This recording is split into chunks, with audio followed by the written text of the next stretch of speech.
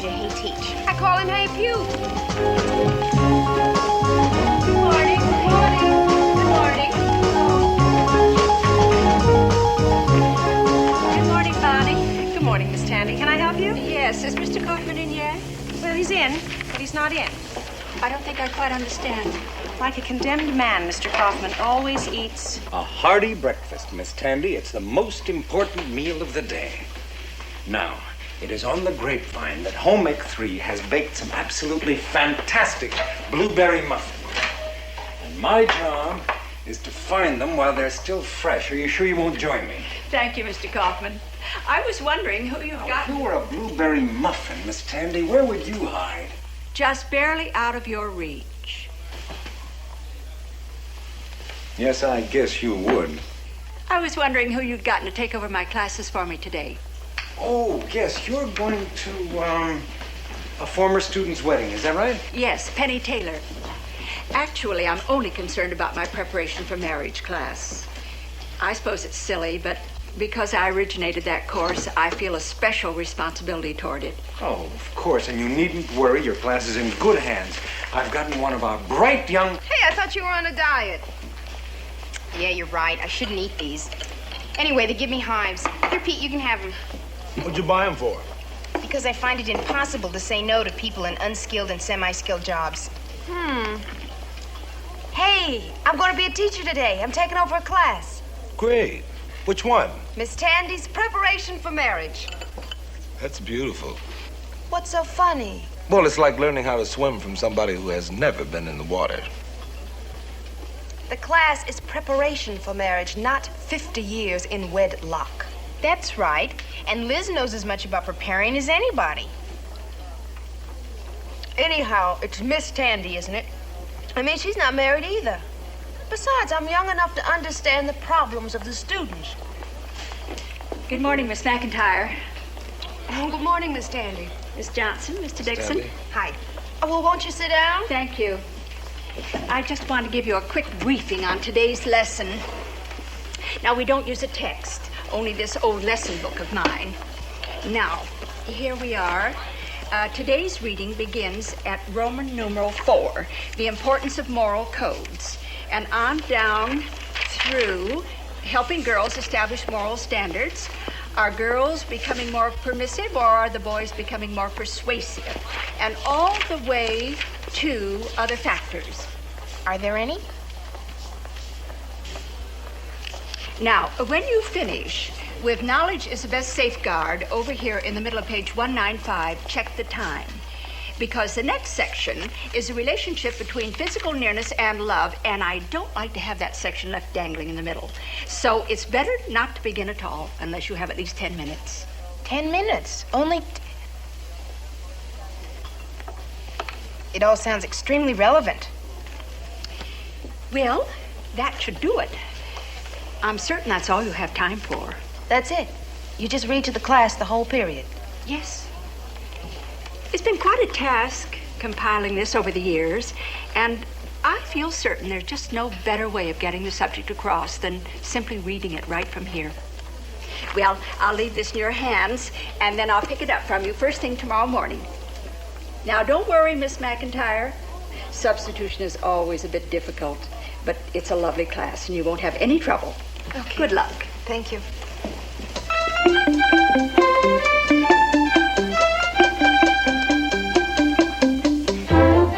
So all societies have tried to curb our natural urges in order to prevent us from behavior that may prove harmful. Morals should be like a map, designating for us as clearly as possible the best and easiest route to get to where we want to go. Jack, would you mind telling me what's so funny? Tell us and we'll all enjoy the joke. We all do enjoy it. I hope it's nothing funny about me that's putting you off. No, you're groovy. Thanks. Then what is it? The lesson seems interesting enough. Aw, come on, Miss McIntyre. You gotta be kidding. Morals should be like a map. I took this class to learn something about getting myself together, not to hear about maps. We can get a map free in any gas station. Now, don't play dumb. I'm not talking about any maps, and you know it. All those words. Why, we want a little action. Well, what's that supposed to mean? We want to rap about our scene, our hang-ups. And you don't feel that this book helps? No. All right. That was clear enough. You want to rap? Let's go.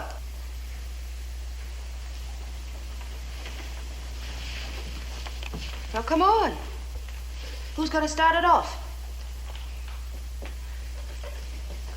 You said you wanted to get yourself together. How do you mean that? Well, I don't know exactly.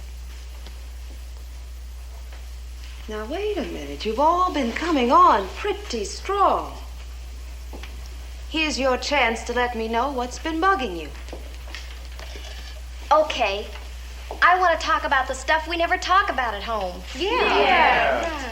Like why you have to lie to them all the time. Who? Them. Boys. Yeah. Oh, you have to lie. Oh, Miss McIntyre, you tell one of them characters how you really feel, and he'll stomp all over you. Any of you guys done any stomping lately?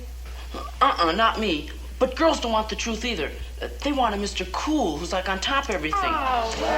You let on you're a little mixed up or scared, and they'll split on you like that. Boys just want to get as much as they can out of a girl, and that's where it's at. Okay, let's hear from somebody else. You, is that the way you come on to a girl? Maybe, but that's because if a guy doesn't try anything, you know if he's good, a girl thinks there's something wrong with him. And if a girl's good, none of you guys will go out with us again. Yeah. What do you mean when you say good? You want my definition or my mother's? Even my father and mother don't mean the same thing when they say be good. The definition of good, that's easy. All right, what is it? Good is how you are when you're having a lousy time. No, I'm serious. To my mother, if I'm having a good time, I'm automatically bad. So it figures.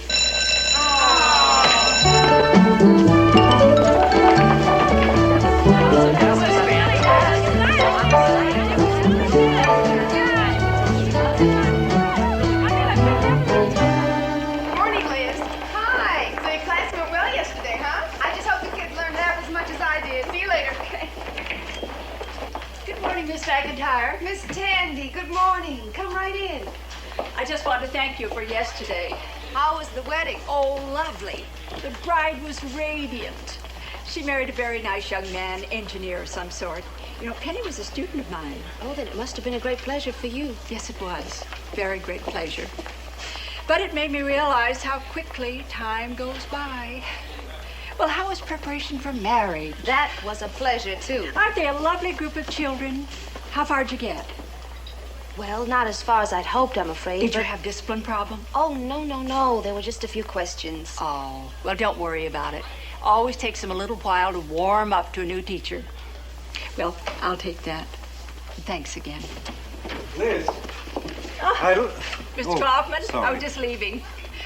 You know, I wish you and I could have coffee someday. I'd love to get your impressions of the course. That would be very nice. Thank you.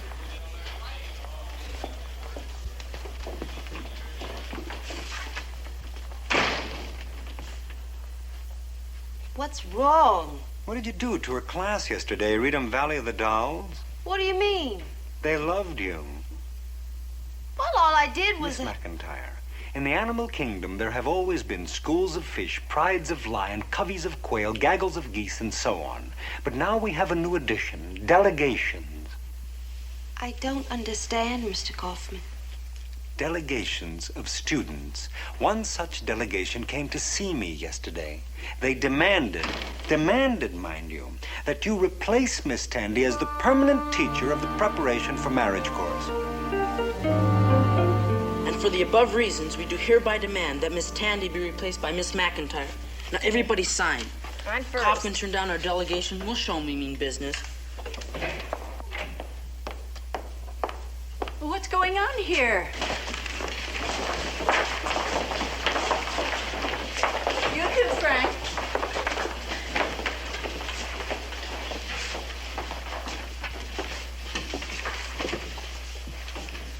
that paper is troubling you, you can bring it to me. Put it here.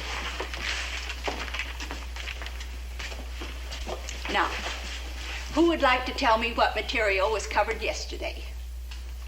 Mary, how far had you gotten when the bell rang yesterday? Well, Miss McIntyre, she... Yes, go on. Miss McIntyre got through teenage promiscuity. Well, almost through it anyhow.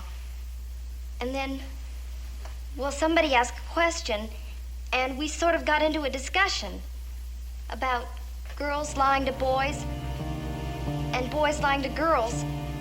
And it sort of went on like that till the bell. So we really didn't cover all that.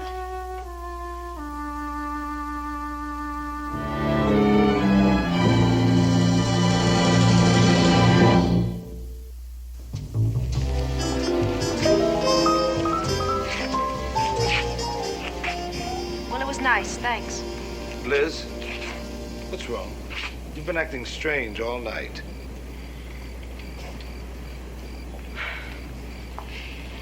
Is it true if you tell a boy how you really feel, he'll stomp all over you? Now, what's that supposed to mean? One of the kids asked me that in the marriage class, and I didn't have an answer. Maybe that's why they like me better than Miss Tandy. I didn't teach them anything. So that's it. It's not your fault what the kids did. I just feel so terrible. She's a nice woman. If I hadn't taken over her class, none of this would have happened. The kids just prefer you. It's that simple. The kids aren't always right. Miss Tandy started that course when it was a revolutionary idea. And now, just because she's a little bit old-fashioned, they want to toss her out like an old shoe. Honey, you haven't done one single thing wrong. Believe me. I just can't help thinking about her. You see, when I feel like this, I have you to lean on. Who does she have? Why don't you go see her? Tell her how you feel. I'm not so certain she'd be interested in my feelings. Just tell her exactly what happened. She'd be grateful. You think so? Of course. She'd be happy to know that you're on her side. Besides, a little sympathy never hurt anybody. That's the truth.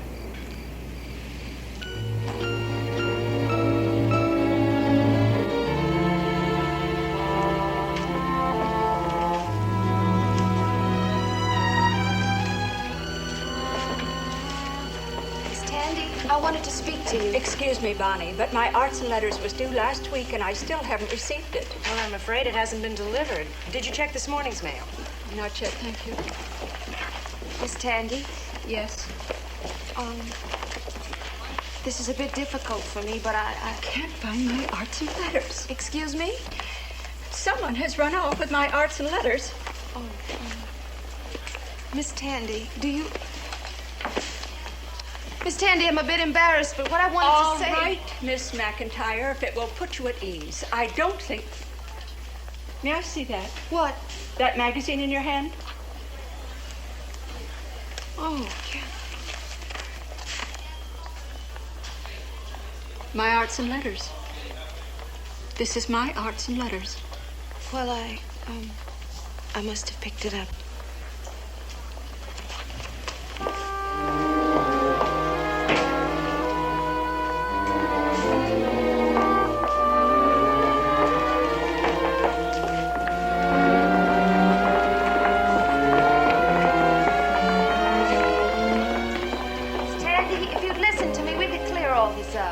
There's nothing to clear up, Miss McIntyre.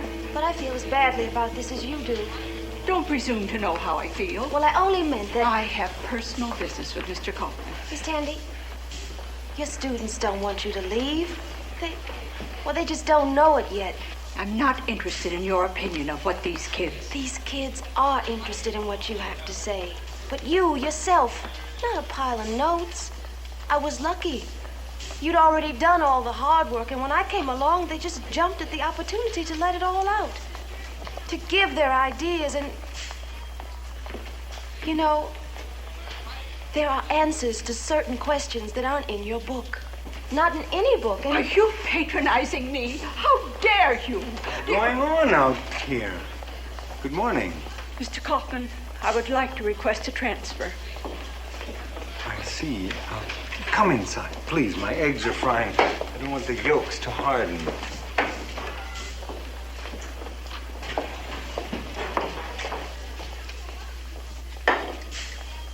No. Why do you want to transfer, Miss Tandy? Because my students don't want me. Is that all? For me, that's quite enough. We've known each other for a long time. Can I offer one small word of advice? What word? The word I have to offer is stay. Stay, Miss Tandy. I can't stay where I'm not wanted. If we all left where we weren't wanted, the planet Earth would have been abandoned years ago. Excuse me. You see, I'm kind of involved in all this. Well, what I was trying to impress on you, Miss Tandy, is that all your students really want is a little human contact. For you to talk to them. Miss McIntyre, would you believe that I was once your age? And that I thought I knew more than everybody, just like you do? Now, you've had your say. Please. I've had many disappointments and failures, Miss McIntyre. But there's one thing that neither you nor anybody else can take away from me. I originated a course called Preparation for Marriage because I thought teenagers should know more than reading, writing, and arithmetic. Yes, and more than about how the flowers were pollinated. And not you, the students, nor anybody else is going to tell me how to teach my course. And now, Mr. Kaufman, may I have my transfer? Well, you know that there's no way that I can stop you. You'll have to fill out the proper forms. You can get them from my secretary. How long would that take? Probably not before the end of the semester. Well, may I be relieved of my Preparation for Marriage course until then? Afraid not. Well, I'm sure that Miss McIntyre... Until you leave us, Miss Tandy, you will carry your full schedule of classes. I see. Thank you, Mr. Kaufman. It's quite all right.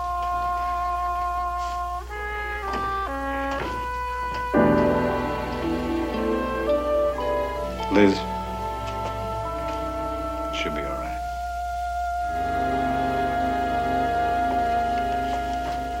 You should have seen her face when she saw that petition. Miss McIntyre, do you think Miss Tandy will keep teaching our class? Oh, after our petition, are you kidding? She wouldn't have the nerve, would she, Miss McIntyre? Miss Tandy has just handed in a resignation. Wait! Quiet. There are classes going on. What we need are more groovy teachers like you. You will be taking over the Preparation for Marriage, won't you, Miss McIntyre? What makes you think I want to be your teacher? Is something wrong? Oh, no, nothing's wrong. Not if nothing's wrong in being stupid and cruel. Us? What does that mean? What do you call bragging about making a woman leave her job? A woman who, in case any of you are interested, loves you. Miss Tandy, come on. Why do you think she started Preparation for Marriage in the first place? Why do you think she's been teaching it all these years? Because she cares about what happens to you, all of you. Because she felt that a class like that would give you more understanding, so that you would have a better chance to live good lives. She didn't teach us nothing. All she ever did was read out of that book. Everything she's done, whether you like the way she's gone about it or not, has been for you. So don't come on to me like I'm supposed to dig what you've done to her, because I don't.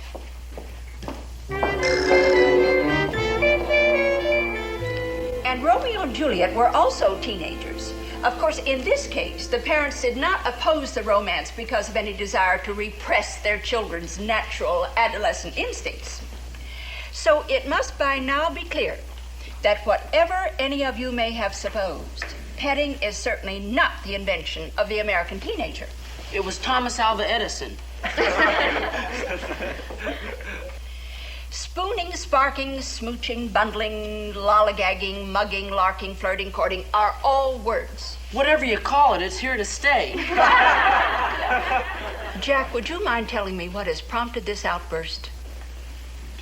I guess I just want to try and tell you something, Miss Tandy. Yeah. Who cares about all those lists of words? What we want to know is, why do some people consider them so wrong? I mean, we all do it, no matter what you call it, right? Well, I was just just coming to that. Oh, now here we are. The pros and cons of petting. Most experts must admit that it is perfectly natural for adolescents to partake. Yeah, but if it's been knocked into you ever since you were a kid that certain things are dirty, well, you're not going to change your mind just because that book says it's perfectly natural. Natural's different for different people. I mean, like if some French movie star does something, everybody swoons groovy and how romantic and all that. You try it and you're some pervert or something. Well, that's true, Jack, but we must all think for ourselves. But all we can think about is what people have told us. What if everything we've been taught is wrong? Well, we could only... Well, in the light of who you are, you must come to a decision for yourself. Make that kind of decision by yourself. Now, let's have order, please. Jean? In the light of who you are sounds okay, but how do you know who you are or even what you think? I don't think I know what you mean. My mother says that you shouldn't even kiss unless you like somebody. But how do you know if you like somebody or what you really like is being kissed?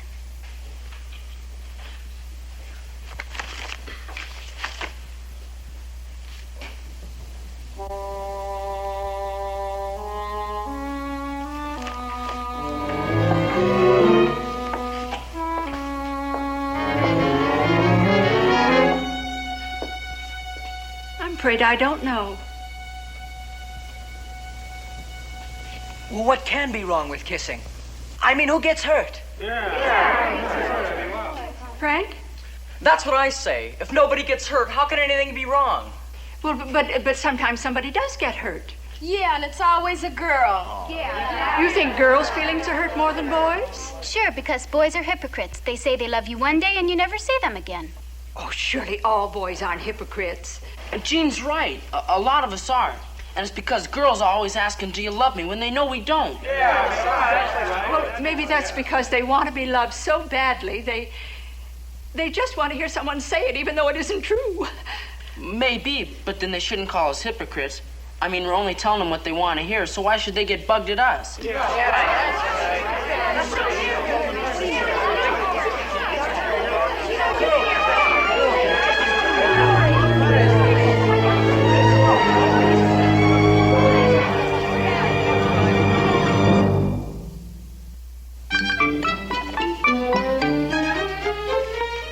It's school made.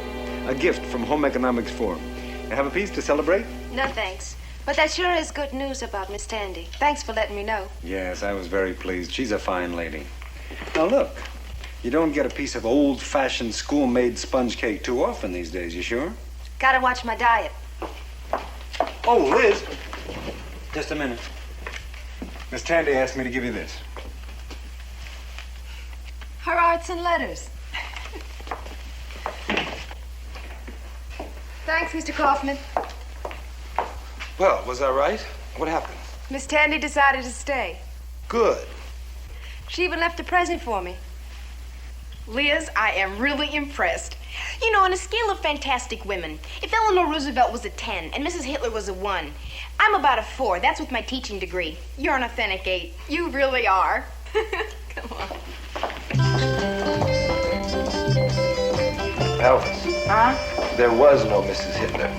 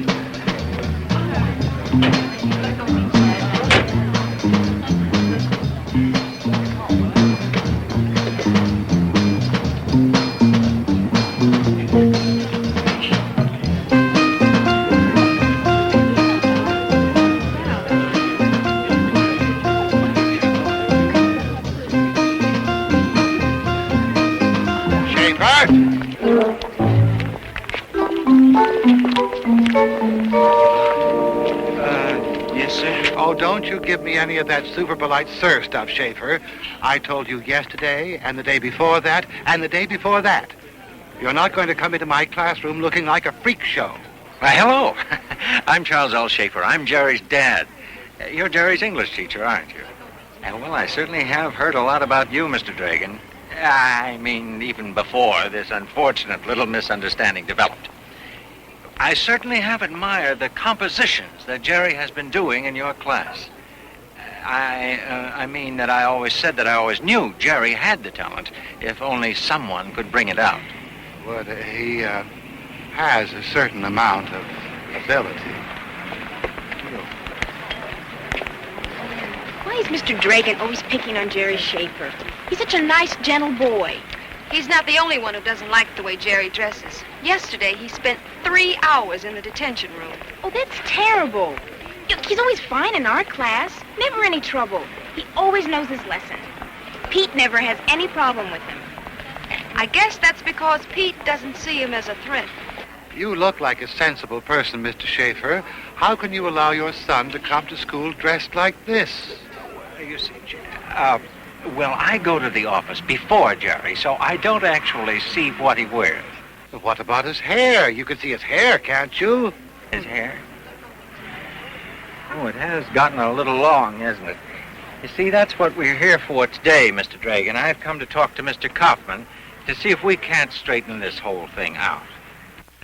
Have you decided how you're going to handle this dress code business? No, not yet. I'm hoping if I don't make a big issue out of it, nobody else will. That's why I'm very quietly having some of the parents in to see if we can't get them to cooperate with us. Well, if you don't mind me saying so, I think that's wishful thinking. Why? Well, the kids, all of them, want a more liberal dress code. You've got to consider it. Or get yourself a bigger box.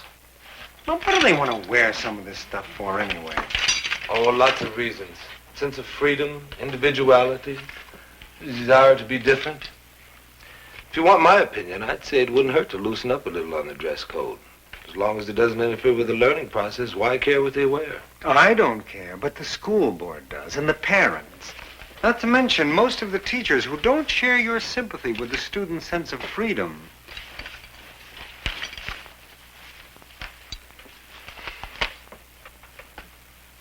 You may be looking at the principal of tomorrow. Mr. Kaufman. Mr. Kaufman? Yes? Mr. Schaefer is waiting out there to see you. Well, send him in. Well, in a minute. I hope Mr. Schaefer is not one of those parents that blames us for the way he raised his kid. Now then, watch a principal go to work. Mr. Schaefer. Mr. Kaufman, I'm so pleased to meet you. I've heard so much about you. Come in, sir. This is Pete Dixon. Mr. Dixon's Jerry's first period teacher. How do you do? And I've heard a lot about you, too, Mr. Dixon. Jerry seems to like you. Now, won't you sit down? Yes. All right, now, let me get right to the point. Frankly, Mr. Schaefer, Jerry's clothing is creating problems. For him, for me, and for the teachers. Teachers? Well, most of the teachers, anyhow. You've got to admit that the way he dresses is a little bizarre. Bizarre. Well, I think that Jerry is just going through a little phase is all. There is a prevailing dress code in this school. We've got to abide by it. Abide by it? I couldn't agree with you more. Well, of course, I do try to give the kids a little leeway. A little leeway? That's a good idea. If it was up to Mr. Dixon here, I'd be giving them a lot more leeway. If it was up to me, we would do away with the dress code entirely. Do away with it entirely. Now, you just might be onto something there. However, as of now, the dress code does stand. It stands? Well, of course it stands. I mean, it has to, doesn't it? Right? Mr. Schaefer? What I'm saying is, I would appreciate any cooperation I can get from you in trying to resolve the problem. Well, you have certainly got it, Mr. Kaufman. You just simply tell Jerry what to wear, and you have my guarantee that I will back you up 100%. Well, I was kind of hoping that you'd tell him what to wear. Well, if you think it would do any good, I mean, if you... Yeah, good. Why don't we do something about it right away, right now, in fact? Let's see if we can't get Jerry through a whole day of class. Let's. Good. Bonnie, Yes, Mr. Kaufman. send a message up. Get Jerry Schaefer down here, please. Oh, he's in the detention room already. I'll talk to him in there, if it's all right with you. Be my guest. First door on the left. First on the left. door on the left.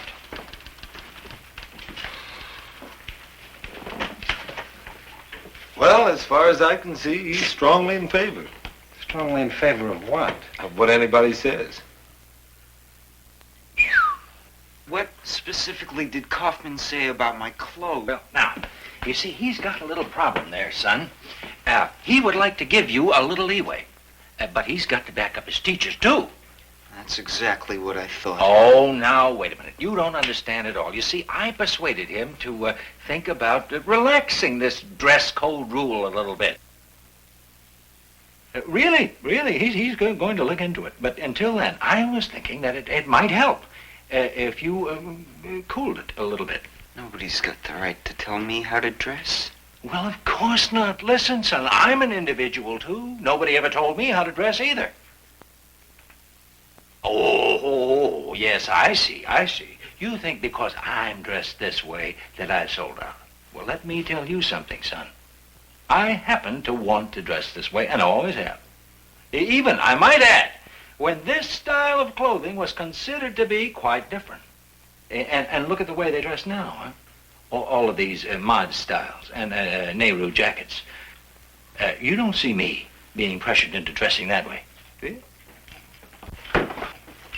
Terrific. Who got you, Jason? Mr. Carl in P.E. He said he ain't gonna have nobody in his class playing basketball with earrings on. He said it looks effeminate. Come here. Jason, this is my father, who's just been in with Kaufman. Do you think it's effeminate? No, of course not. I mean, it's a sign of your individuality, isn't it? Right. What I was just saying to Jerry here, Jason, is that I am fully in sympathy with you boys' need to assert your individuality. But, Hey, down with the dress code! Hey, Nick, did good old Miss Dunn forget you too? Who else, man? Man, she hates beards, I tell you. Why does she hate beards so much? Because all she can grow is a mustache. Oh, man. Hi there, Mick. I'm Jerry's dad. Mick, I've just been discussing this whole dress code thing with Jerry and Jason here, trying to figure out a way that we can work this whole thing out. Kids want action, Mr. Kaufman. Of course they do. And the parents want action, and the teachers want action. Everybody wants action. The only trouble is everybody wants a different kind of action. Illustrated by the fact there are two petitions going around right now. One by the students demanding a removal of the dress code, and another one by some of the faculty demanding that you enforce it. Do me a favor, will you? If you happen to run across that faculty petition, destroy it. Oh, don't let them bother you. Those are the same teachers that think coeducational schools are decadent. No, it's not only them. This whole dress code thing makes a lot of teachers very nervous. But why? I mean, if we can't change with the times, who can? It's a little naive, my dear. In every other field of endeavor, change is synonymous with success. In education, it's synonymous with war. That's a three-letter word spelled P-T-A. Any principal would have to be out of his mind to even consider suggesting a change like this. Does that mean you're not going to? No, it means I'm out of my mind. You mean you're seriously thinking of changing the dress code? It means I'm going to bring it up very, very gently at tonight's PTA meeting and hope I don't get lynched. I'm counting on you to be there to defend the liberalization of the dress code, which should be about as easy as defending free love at a DAR convention. Well, just so I know where I stand, what is the current dress code? Funny you should ask that. I just happen to have a copy of it right here. I had Bonnie dig it up for me. It can use a little modification here and there. Girls' skirts will be worn no less than 6 inches below the knees. On Friday, pep days, boys must wear clean white shirts with blue and gold knit ties. And 9th grade boys will wear blue and gold beanies. Well, that's it. The current Whitman dress code, as written in 1940. Now, what we'd like to propose is some changes to keep up with the times. Oh, hold on there just a minute. Yes, Mr. Wagner? But if that's the dress code we got now, and these kids are dressing the way they are, what will they dress like if you change it? You've got a point there. Now, look, I've got to have a dress code that I can administer, not something as outdated as that. He's right. We've got to give these kids something that they can live with. You've got to draw the line somewhere. Too many people are afraid to stand up to these kids nowadays. That's the truth. This man has got something to say that I think you all ought to hear. Now listen to this. No, you go ahead. You tell him just what you told me. I don't know how anybody else feels about this, you see. Maybe it's my own opinion. But I was just saying that there are too many of these people who are afraid to stand up to these kids nowadays. But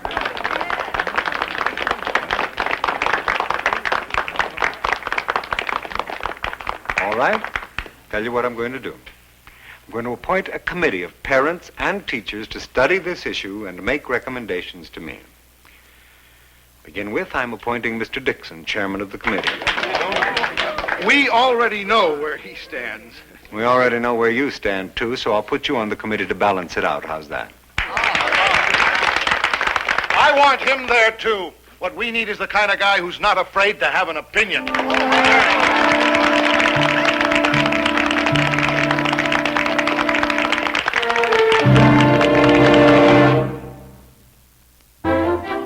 Okay. Each war seems to influence a whole generation of writers and artists. The Civil War was no exception. Can anybody name one? Oh, come on. There's somebody we here at Walt Whitman should all know. Oh, yeah. Walt Whitman. Okay, let's talk about Walt Whitman. Jerry. I can tell you one thing. He wouldn't last very long around here. Why do you say that? Well, he'd never pass the dress code. Look, guy's hair comes down to his shoulders. He'd be in good company, wouldn't he? Most famous men in history wouldn't pass the dress code. But dress standards change, don't they? Not at Walt Whitman, they don't. Okay, you're always asking me how history affects your lives, right? Well, history is on your side. I don't get you, Mr. Dixon. Well, the last 40 or 50 years has been the only prolonged period in history where short hair and the clean-shaven look has been popular. And even now, its popularity is sagging a little bit. Now, I want to tell you about...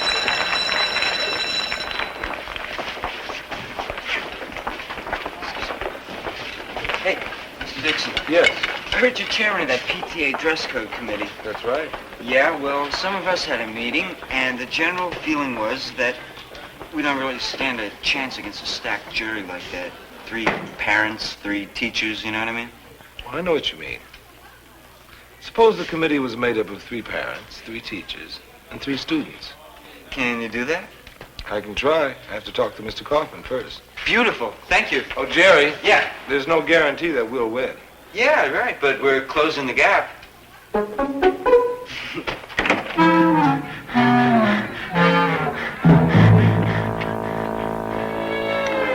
4 minutes and 55 seconds, right on the nose. Tomorrow we'll work it up to 2 laps.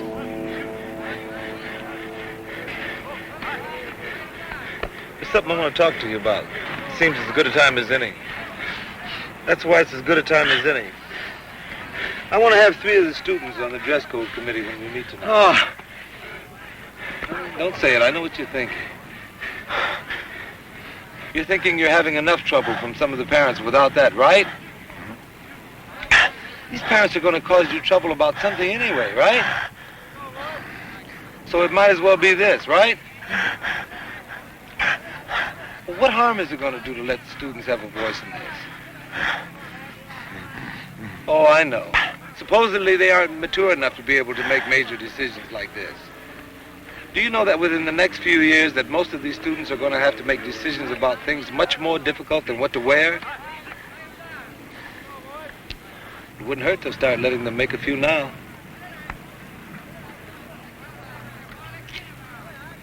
What do you say? Can I have those students on my committee? Oh, I thought you were going to answer that question for me like you did with all the others.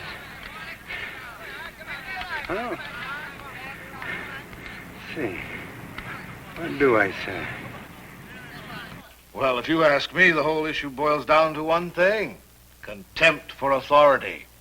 And I'm still going to protest your letting them be represented on this committee, Dixon. Well, they're not exactly the Viet Cong, Mr. Wagner. I don't think that it would do any harm to listen to the rest of what they have to say. You know, I think the whole trouble with the educational system nowadays comes from the students wanting too much to say. You show me a school that's a democracy, and I'll show you a shambles. And that's what these long hairs want. Right. When I was in the Army, they cut off all our hair, and I'll tell you, it did us a world of good. We knew something about authority in those days. Well, what does that have to do with the dress code? Oh, plenty. It's all tied in. I think we ought to give some of the power back to the teachers. I mean, if things keep going the way they're going, next thing we know, the students will be wanting to elect the teachers. And we all know who they'd elect first, don't we? Let's stay on the subject, please. We haven't heard from you, Schaefer. Oh, well, that's because I've been trying to keep an open mind and listen to both sides of this. Come on, Dad. You must have an opinion by now. Dad? You mean he's your son? Thought you were the one that said we had to stand up to these punks. Okay, let's stay on the subject. We're talking about the dress code. Mick. Well, the reason why I like to see the dress code changed is because I don't think it's important how a person looks. That's pretty obvious. What he means is that appearance doesn't mean a thing if it's only covering up something phony. Are you trying to say that only phonies are dressed in business suits? No, they're phonies in long hair and beards, too. It's just that there are more hypocrites wearing neckties than beads, that's all. Frankly, I don't mind telling you that those beads and long hair and funny clothes frighten me a little bit. They shouldn't. Not unless freedom frightens you. Oh, come on now. I've had it up to here with all that freedom stuff. You know, I'm sick and tired of hearing what a lousy job we've been doing. You know, I just love to know what you're going to do to make this a better world. I think we can start by not trying to shut people up. I'll bet you'd love to shut me up, though, huh? No, I may not agree with your tactics, Mr. Wagner, but I've got to admire your honesty. That's true. At least we know where you're at. Well, I think we've said all that's going to be said. What do you say we take a vote? I still don't think they should vote, and I'm going to file a protest. Unless our side wins, of course. All right. All those in favor of keeping the dress code as it stands, please raise your right hand. 1, 2, 3, 4. All those opposed? 1, 2, 3, 4. That's 8. Somebody didn't vote.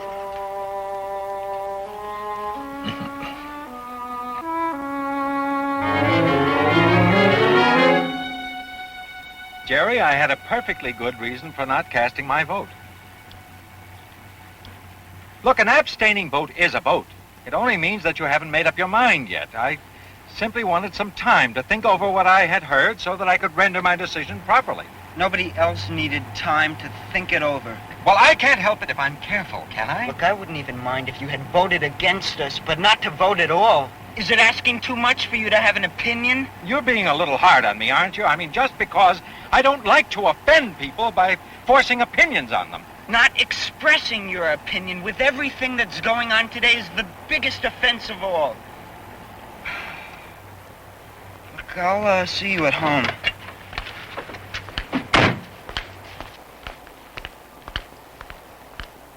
Well, Well, I think that summarizes all of the points covered by the Dress Code Committee in our meeting yesterday. The results of the vote were 4 in favor of retaining the present dress code, 4 opposed, and 1 abstention.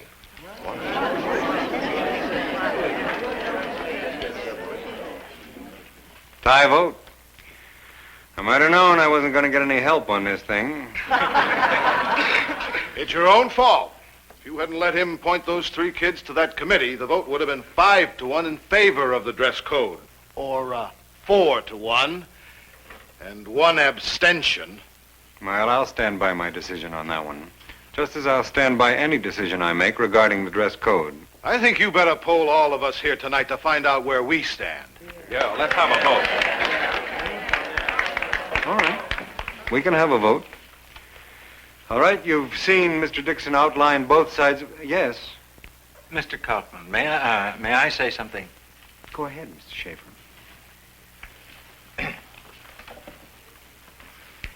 Before you vote, there's something that I've got to say. You see, I was the abstaining vote yesterday at that meeting. I abstained because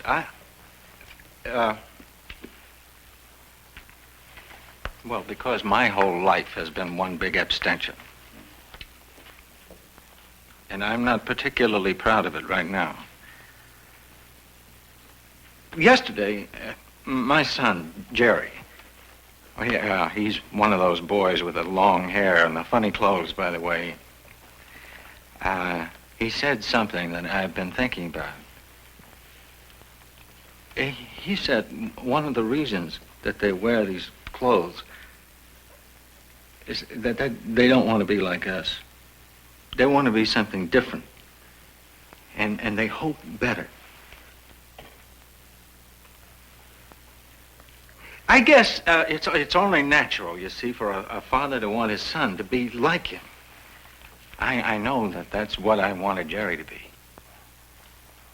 But now I want him to be him.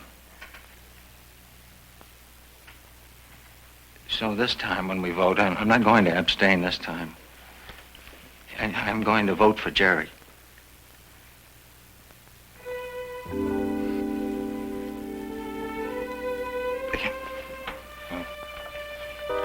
right. Let's take a vote. All those in favor of retaining the present dress code.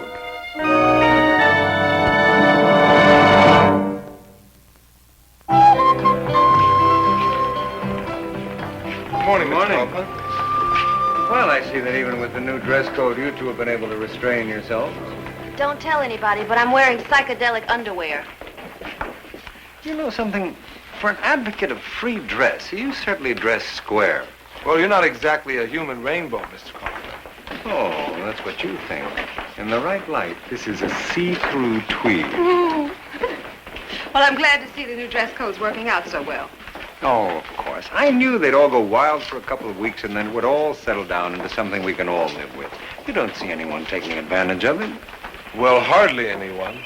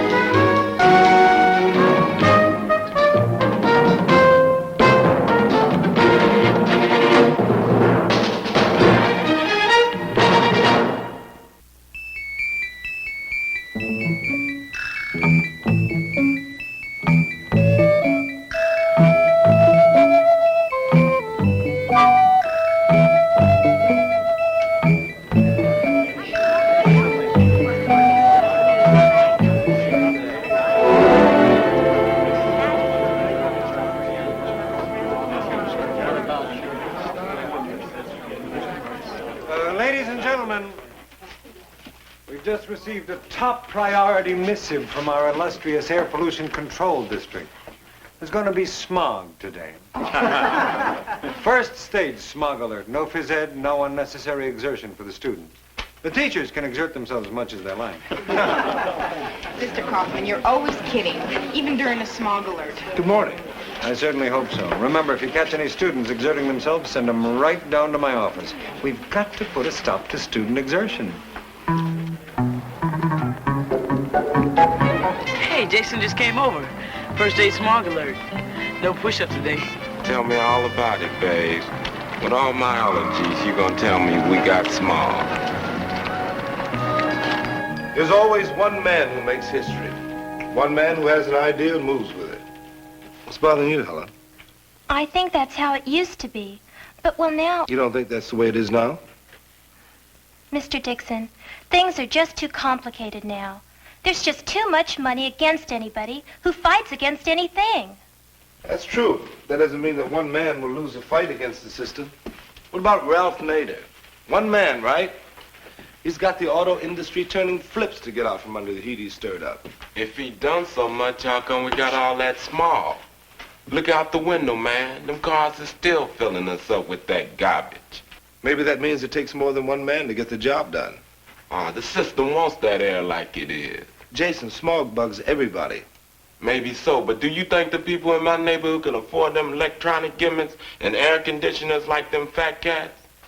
Okay, people with money can fight it better. But that's still not the solution. Then why don't you change it? You got the reason. Like there won't be any more history if everybody dies, man. You said one man can change anything. Do it. How would you go about fighting smog, Jason? If you were going to take it on. Oh, I'd just say, please don't make no more smog. Anybody else got any ideas? Al? The state assembly's voting on smog the end of this month. It sounds like a good time to wage a fight against smog. Richie? People just don't care about smog. They think it's just gonna go away. There was a big magazine just did a whole issue on smog, and it was scary. Tell how the smog could make a cap in the atmosphere and keep in the heat and moisture. The polar ice will melt and flood off the coast. People are already dying of cancer from it, and fishes and animals too. Crops are gonna rot. Terrible stuff, but nobody's doing anything. Well, maybe nobody's found a way to turn people on about pollution. What do you think about that?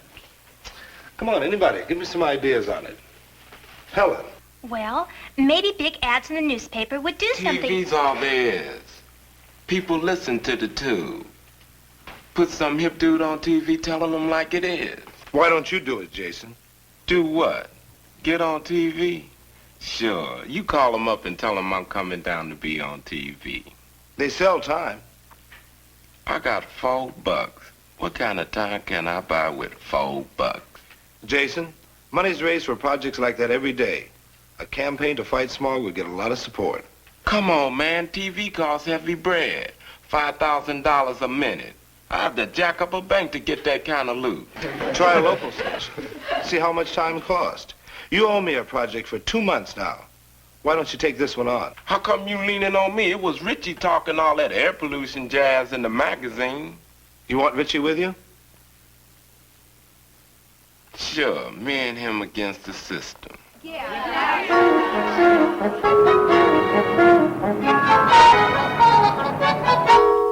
fellas. I'm sorry to keep you waiting.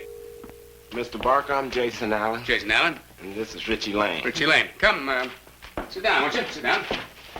Now, what can I do for you? We here to buy some time. 1 minute. 1 minute. Well, what time period have you got in mind? Well, what time do you have open that's cheap? Our least expensive time is during the late night movie. How much? $80 a minute. We can raise that easy. Be cool, Rich. $80? Is that the drive-out price? Taxes, license, and everything? Now, those are just the time costs. Now, if you want a tape, then... Now we're getting down to it. Go. Well, now you're going to be taping with one camera. And you'll want color, I presume? Yeah. Now, you have 1 hour for setting up and lights. Then you'll have your taping time. and the tape stock. And you'll need at least, 15 minutes, I guess, for retakes. How much for the whole bag? The whole bag? Well, the whole bag comes to $680. I hope that helps you fellas with your school assignment. This ain't no dance. We come to do business. Oh? Well, I would need 2 weeks' notice, secured by a check for half the costs as a bond, and the contract would have to be signed by an adult. But we can't come up with any $680. We wasn't jiving with you. We want the time. We'll get the bread. Come on, Rich. That's how much it costs for a 1-minute commercial? Yeah, counting in setup, shooting time for tape, crew, raw stock, and airtime. It's a lot of bread, fellas. That's what I've been telling him. It breaks down to $170 a week, Rich. We can make that. How, brother? Already it's down to $160 a week. Where'd we get the 10? My pay from the department store, and you're kicking 10 from your band job. If my band has a job, You'll have the job. then we have the bread. Cool. Now, we got one major hang-up. We need somebody to sign the contract. An adult. Which means I'd be liable. Fellas, I don't have $600 in case it blows up. It won't never happen. You won't have to sign anything for 2 weeks. By then we had to have half the money. We don't have it, you don't sign. And that dude at the TV station gonna freak out when we lay that bread on him. Yeah, the man at the TV station thought we were just kids working on a term paper or something. You sign the paper?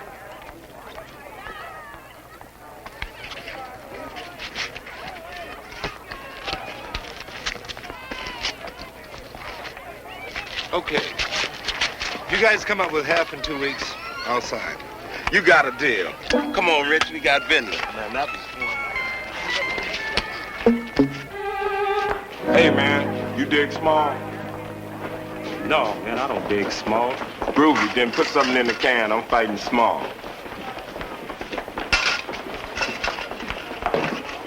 Hey, man, you dig small? And then another kid come up to me and tell me he gave you $2, so I tutored him after school. 7 kids did that. Yeah, the rest will probably catch up with you later. What rest? Well, how's it going, man?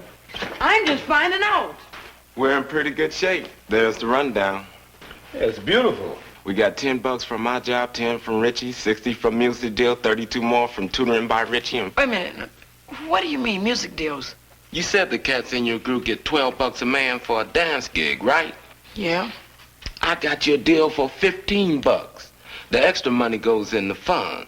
And naturally you want to throw in your whole pay, don't you? Well, leave me some for bus fare, Jason. Cool. Oh, that Sunday gig is a Polish wedding. I told him you know polkas, so you best to learn a couple. Looks like you got everything figured out, haven't you? He said whether to get to $28 a week, we still short. I'm working on that now. We'll make it. 1 ham sand, 2 fries, 4 burgers. 1 with the works, 1 with pickle, mustard, ketchup, tomato, and chili. 1 with cheese only, 1 with lettuce only. 1 BLT on rye toast, bacon crisp.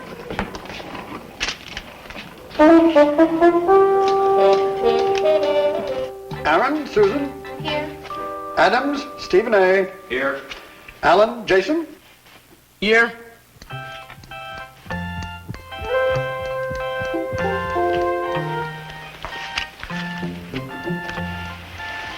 Yes, sir. It was me.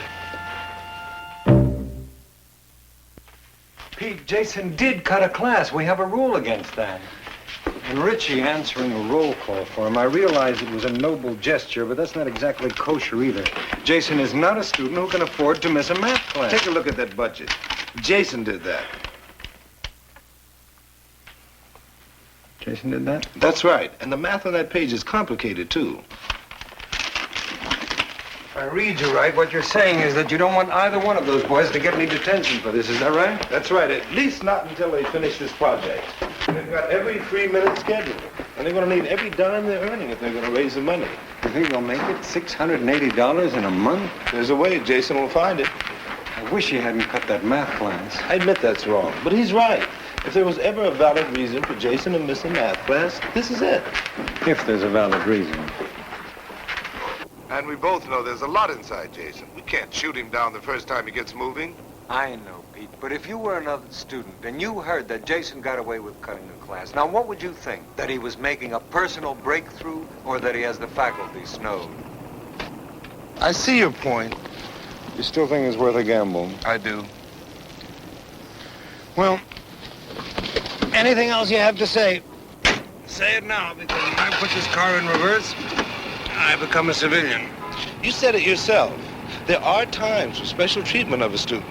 But I've got 3,000 other students to consider. I know, but... I'm in reverse.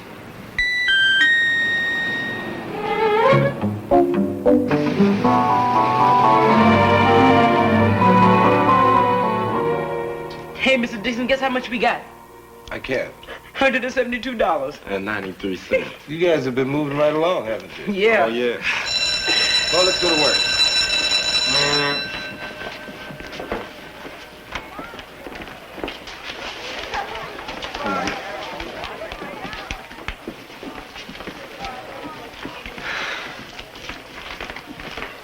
Had a very peculiar dream last night. You were in it. I dreamt that Jason cut a math class, but then he never did it again. And what was peculiar about it was that I didn't know anything about any indiscretion, so I didn't even have to look the other way. And then by the time I did find out about it, somehow, as if by magic, everything was taken care of. There was no action for me to take. It was a very pleasant dream. There were no detentions in that dream? No, none. Beautiful. Now back to reality. I think I have a solution for Jason's problem about funds for the smog campaign. We make it a school project. We can't do that. Sure we can. Look how easy it was to raise the $75 for Mr. Wilson's going away present. Nobody even liked him. We can raise it. I don't argue that the school can't raise the money, but it shouldn't. Well, I'd guarantee Jason succeeding. But somebody else would make it happen. It's his shot, and he's got to take it. Well, suppose he doesn't raise the money. Then he doesn't raise the money. But at least it'll be his flop. Oh. We help him, we hurt him. I think so.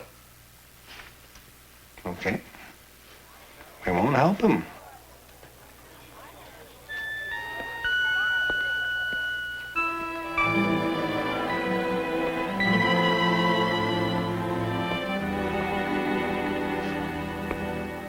You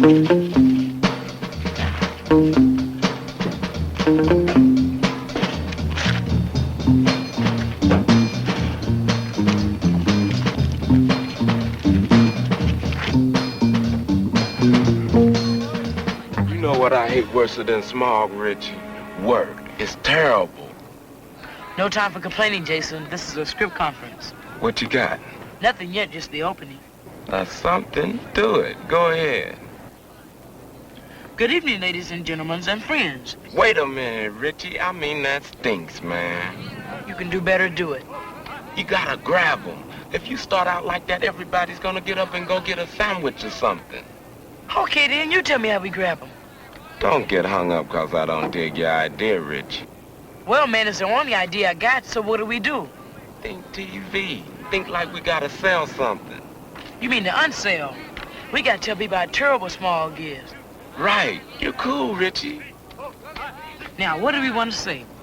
We want to say smog is gonna kill everybody if we don't stop it. And the only way to stop it is to get the legislature to do something.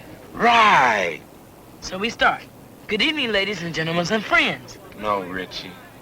We're gonna hit them, make them hold still, and listen.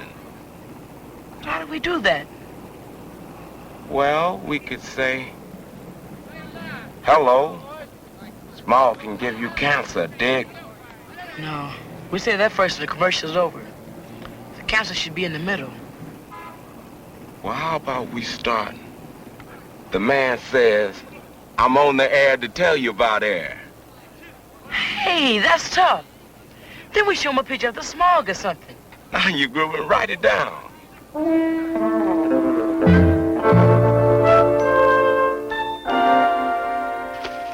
This has got to go. Boy, this is gonna be good. Yeah. When I say all this stuff on Hey, TV... Jason, wrong. What do you mean, wrong? You can't be the one on the tube. Why not? I can say this stuff. I tell you and you get mad. You want to see me get mad? Keep jiving. Get to it, Richie. What? Well, it's you, man. Well, you scare people. What do you mean I scare people? You scare me right now. You think anybody listen to you if you was on the tube? I wouldn't scare anyone. You wouldn't crank up nobody either. Well, if it can't be you, and it can't be me, then what do we do, Jason? You know we're supposed to tape this thing Thursday. Oh, hi, fellas. Applehead. We ain't got time to con you into it, Mr. Dixon, so we just gonna ask you. Go, Richie. Oh, will you be our announcer, Mr. Dixon? Me? I've never been in front of a television camera before. Oh, leave that to us. Yes or no? Well, I did say I'd give you all the help I could. Okay, you want me, you got me. You got a deal. Give me the script. Here you go. Here's your script. Rehearsal's here tomorrow at 3 o'clock.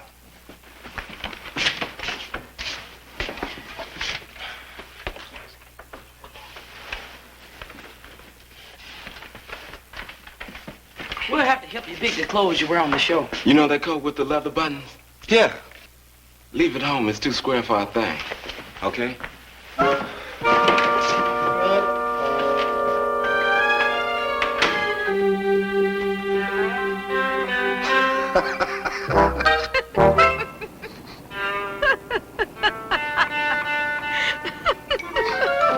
It's got a lot of good ideas. We put a couple of hours work into it, we can really shape it up. No, we can't. You don't intend to read it as it is. Word for word.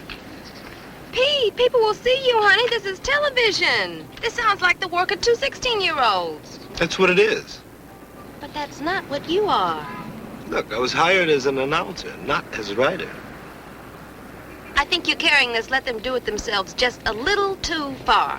Look, I admit that it's not Hemingway, but it's what they wanted to say, and they've earned the right to say it the way they like. I know that, but you can't get up on... Look, just read to the end. Read that last line. Mm-hmm. Nice. Let's see the back.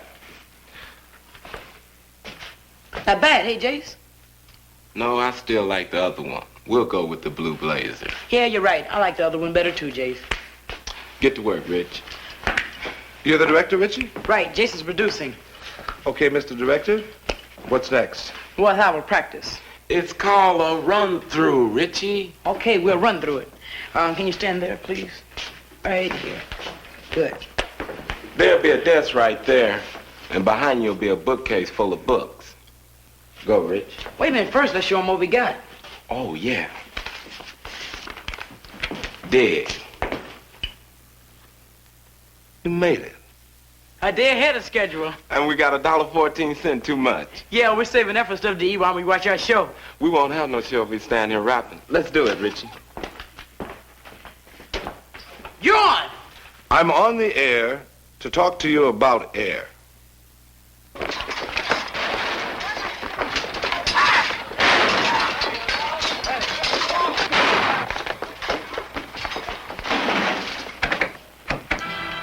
What time is it, Miss McIntyre? It is 2:29 and 30 seconds. Half a minute to go. You nervous? Oh, a little. Everything's gonna be just fine. Thanks, Jason. 15 seconds.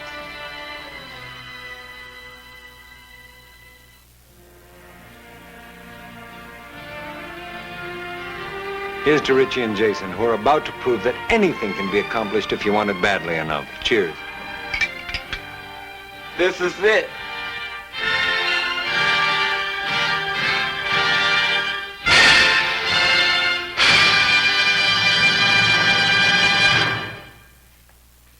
I'm on the air to talk to you about air. Pete, you're so handsome.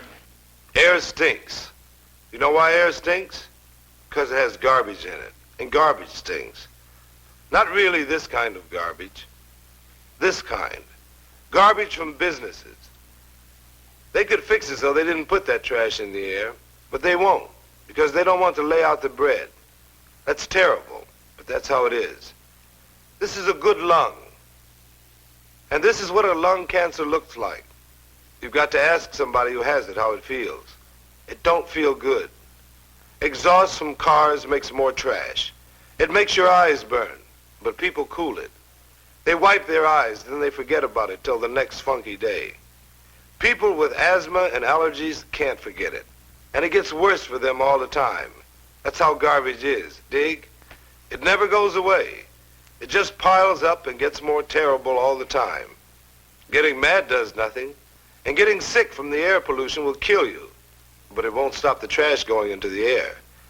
The cats who work here get elected by you.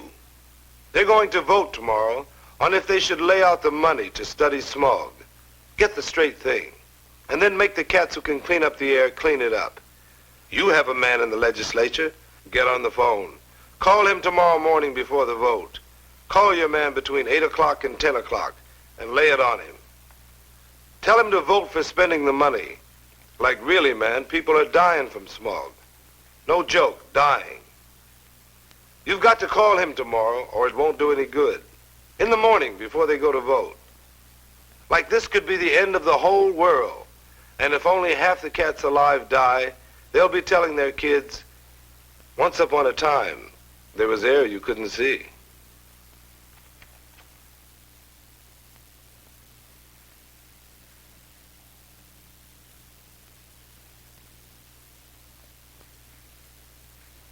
Rotten smog. What you think, Rich? Yeah, Jason. Yeah, brother, that's how it is.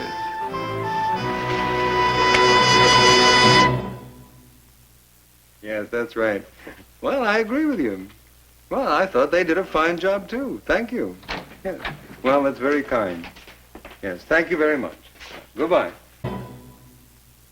Yes, that's right. Yeah, brother, that's... What you think, Rich? Oh. Well, maybe if Steve McQueen steps down, you'll be able to... You know something? I can't even joke about it. They really got to me. I hope they got to a lot of people. I've been on the phone to my state legislator all morning. I've been trying to get him since 8 o'clock. All the phones to the Capitol are busy. Well, I thought they did a fine job, too. Fantastic! Wouldn't it be great if we could just forget about smog alerts, get back to good old-fashioned fire drills? There's something so wholesome. To a lot of people. I've been on the phone to my... Feel that way. Will you come down and tell Richie and Jason what you told me? It'd be great if we could just forget old-fashioned fire drills. There's something so wholesome.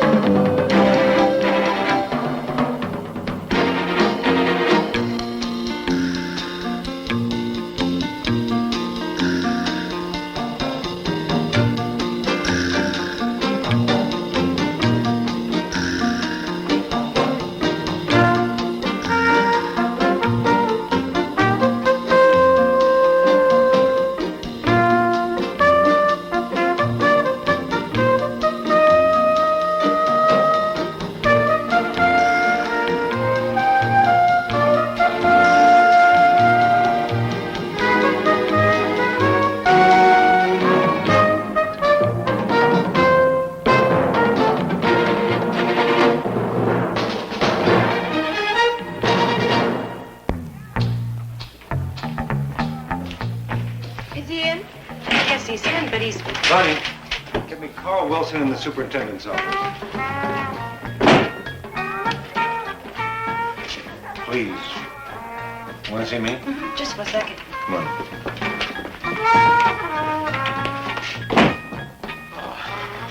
Oh, boy. Line 1, Mr. Kaufman. Mr. Wilson. This is something else. This is really something else. Hello, Carl. Carl. Look, I'm afraid it can't be done. No, that would be 5 more in each room, and that would... Yes, I can hold Carl. These geniuses downtown, they think they can just send over the desks and we can shove them in the rooms with a kid attached to each one. Now, look, Carl, you know what we're running here now, don't you? We're anywhere from 4 to 6 over the limit. How many is Lowell taking? How many to Garfield? Oh, big deal, Carl. 10 less. 10. Oh, I see. Oh, I see. Because Lowell and Garfield didn't squawk, I'm supposed to take 385 transfers as calmly as if they were a few new cracks in the plaster. Listen, as far as cracks in the plaster are concerned... Yes, I can hold, Carl. How soon? Hmm? How soon? Monday. Now, look. Carl, look, this is tough. I mean, those teachers are overloaded now. I can't say yes to a thing like this. At least give me a chance to come down and yell at you in person. Now, wait a minute, Carl. Don't say it's final. Well, of course I don't want to dump them in the streets, Carl. This is terrible. Well, if there's no other way, what else? Oh, I don't want to hear you say thank you, Carl. I want to hear you say, I owe you one, Seymour. Let me hear it. I owe you one, Seymour. That's right, and it better be a beauty, Carl. There's a lot of things this school needs, especially now. Carl, let me put you on a hold. Forever. Good morning, Mr. Kaufman.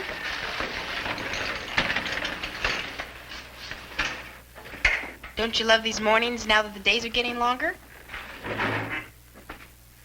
It's good not to have to turn the lights on when you get up. You know, the real advantage is the extra time I have to work on my lesson plans. Excuse me.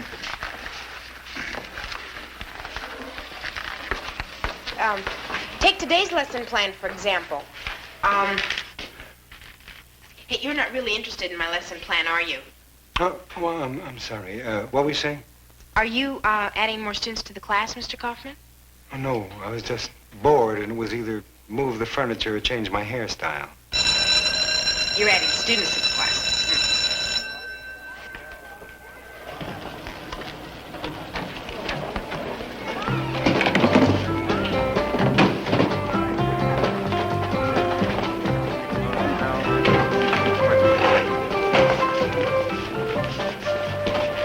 Mr. Kaufman, there are probably more of us students in here. You're a good boy, Richie. Oh, good morning. Good morning. Don't forget, 12 o'clock. Right.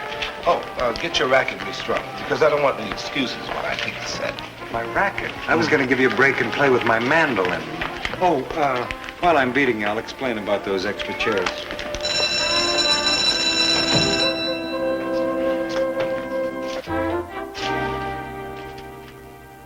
Well, this should be an interesting day. What this country needs is 2 cars in every garage and 2 desks for every student. Man, I told you, leave these desks together in the dark all night, and this kind of thing will happen. What's this all about, Mr. Dixon? I don't know. Miss Johnson? Well, Mr. Kaufman and I were discussing it a while ago. And? Well, he told me we were getting some new students. Man, pretty soon they're gonna have you teaching in a stadium with a bullhorn. You might be right, Jason. 5 new cherubs in every class. 5! What started all this? Rezoning, that new King Arthur housing development. The one with the phony moat? With our luck, there won't be a crocodile in it. We get everything east of Prince Valiant Way. That's not all you're getting. Tonight's PTA night, remember? They're not gonna like this either. Oh, that's right. I forgot all about that. Oh, I'm just gonna have to think of some way to sneak it past them, that's all. I don't know. What about the Teaching Standards Committee? Oh, the Teaching Standards Committee, the vigilantes. Look, this thing is already settled. It's an irrevocable, unchangeable decision. Now, what good is it going to do to get the PTA all souped up about it? All that's going to do is cut into my workday with irate calls and seeing parents. Not to mention the fact that there's always a couple of nuts with a drink or two in them that want to call my house 11, 12 o'clock at night. Well, it may be an irrevocable decision, but I still think the committee will want to talk about it. Who's the new chairman? Pete Dixon. Pete? Good old Pete? Well, you may know a good old Pete I don't. The one I know was pretty sore about the size of his class last September. Oh, don't worry about Pete. Pete is no problem. Well, there's one good thing about the PTA. Trouble can only come from one of two sources. Parents and teachers.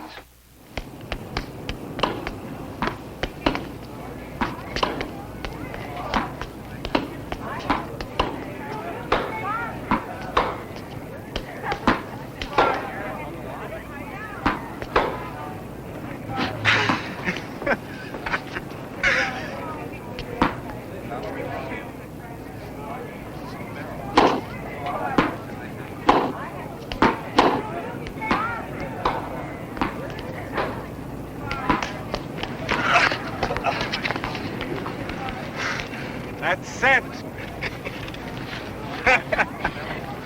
You can't win them all, man. Don't you have some studying to do?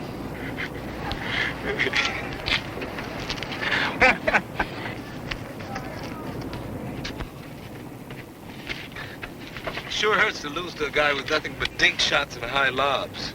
I don't know what you're complaining about. I'm the one with a fantastic win record, remember?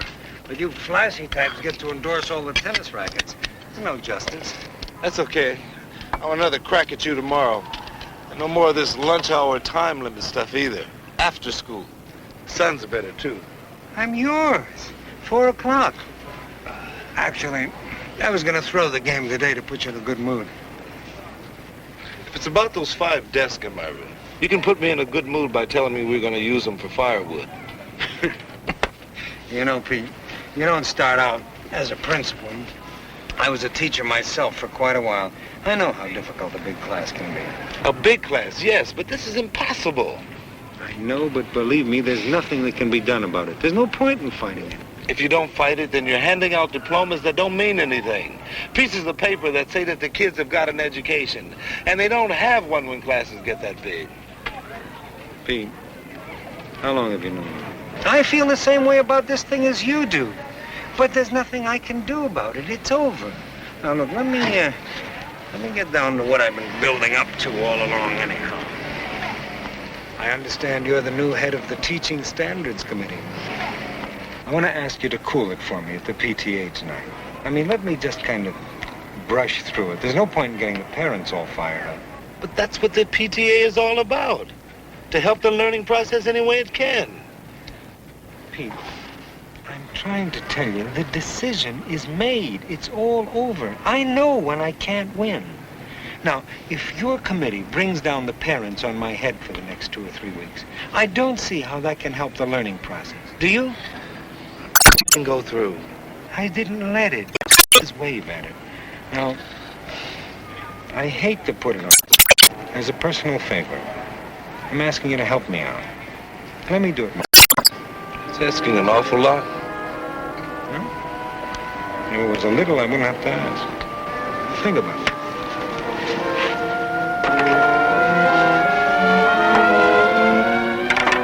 You imagine what I thought? That one's cream, no sugar. Oh, thank you, dear. I mean, there were all those empty desks, and I just stood there. I just stood there and looked.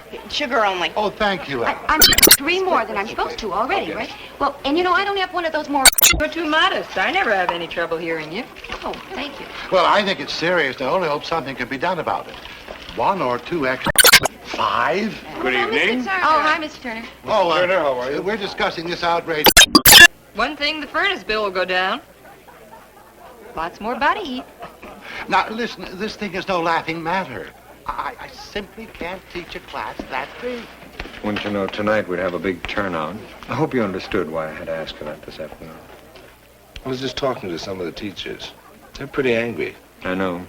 That's why I'm not going to begin until they're a little less angry and a little more sleepy.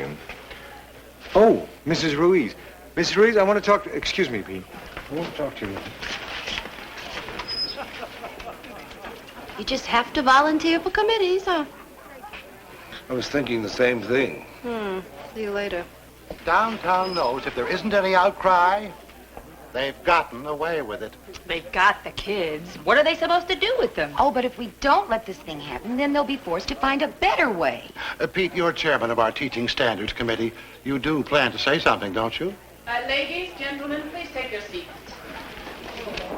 Let's just see what happens. They said the situation is only temporary. But how long is temporary? May I say something? That's exactly what they told us many years ago when they added 3 pupils to my class. My class of 23 students.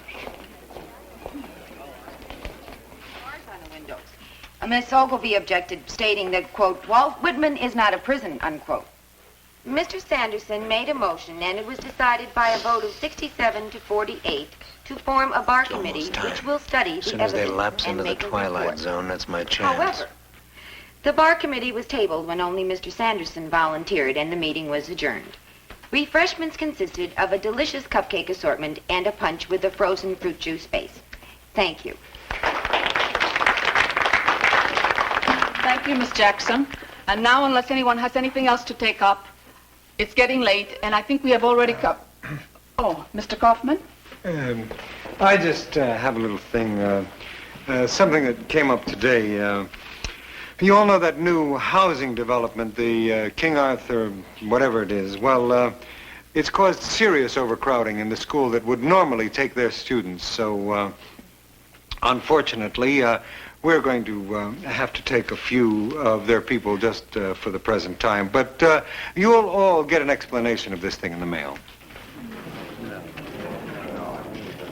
Mr. Kaufman. Mr. Dixon? We all know that the classrooms are already overcrowded. I think we should strongly oppose the addition of any more students. Yeah, let's do something about it. He's right. How can the board do this to us? I don't know how the rest of you parents feel, but I'm against it. It's got to stop sometime.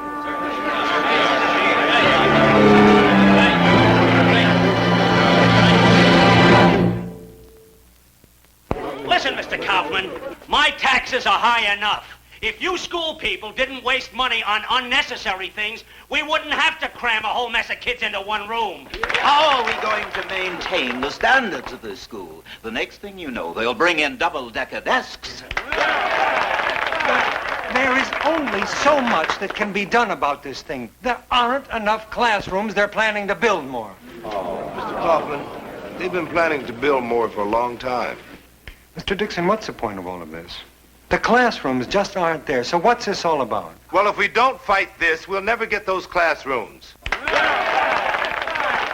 Look, everybody, it's getting late, and this isn't getting us anywhere. I'm sorry about it all. Thank you and good night.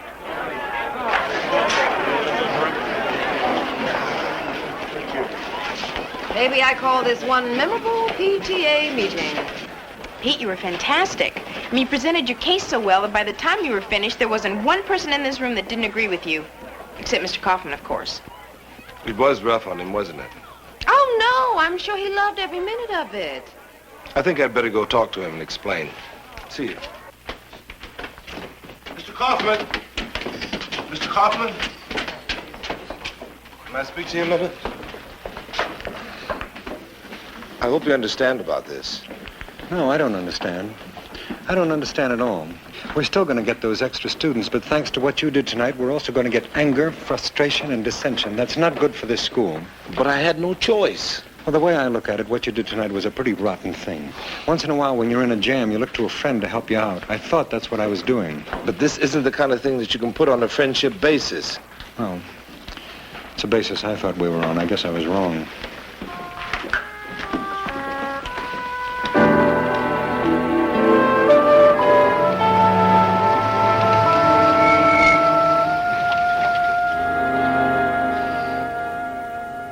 How do you like that? He just went right off the deep end. He didn't even listen to what I was saying. A rotten thing. Just because for once I didn't go along with him. Well, what do you think? I think I'll keep my mouth shut until you cool off. You know what I should have said? I should have said if I hadn't done some other rotten things, we'd have half-day sessions by now. Look, I'm going in now. If we do things his way, the next thing I know, I'll have to get permission from him to say good morning to my class. See you tomorrow. What do you expect me to do? Just sit there? Good night, Pete. Go home and get some sleep. I'm not sleepy. Get some sleep anyway. Yes, sir. No, I expect him very soon. Yes. Just a minute. Mr. Kaufman. Mr. Kaufman, that telephone is going crazy, and they all want to talk to you. Refer them to Miss McIntyre, please. The polite ones. I'll take the angry but civil ones. Call the police on the obscene ones. Yes, sir. Bonnie. What's this? Mr. Nielsen? Oh, he's the visual aids man. You promised you'd see him today. Oh, that's right. Maybe 11 o'clock? Wait a minute. No, can't do 11 o'clock. Right after lunch? And you promised Miss Barker you'd hear the Glee Club. Oh, well, we can't miss out on that, can we? Is there anything else this afternoon? Yes, tennis with Mr. Dixon at 4 o'clock. Tell Mr. Nielsen, 4 o'clock, please.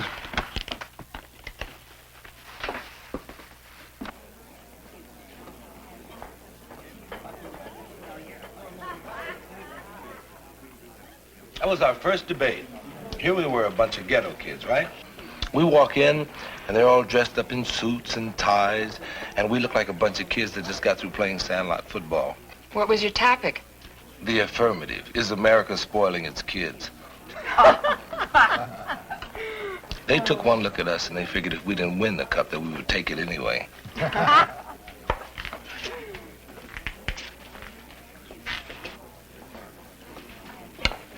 Here, Mr. Kaufman, sit here. I was just going to put in some time on the Dewey Truman campaign. Sit down, Miss Johnson. I don't think Truman and Dewey need volunteers anymore. No, I insist. Now, how would it look for the principal to roam around the cafeteria with no place to sit?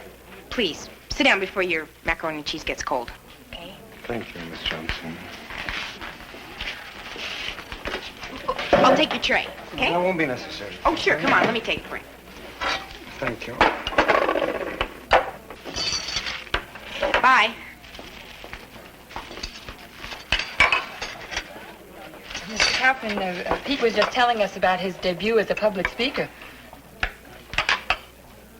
And Mr. Dixon just fractures me.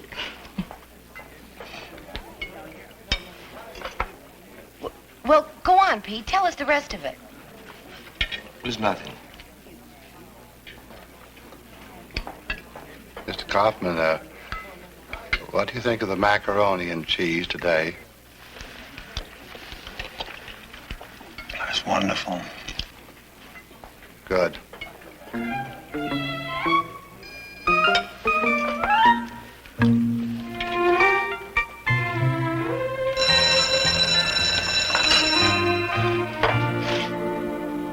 Hi. You ready? Oh, you finished early. It's only 3:45. Yeah. Let's go. I can't. I'm stuck for at least a half hour with these remedial reading scores. Can't you put them off? No. Okay. I'll wait.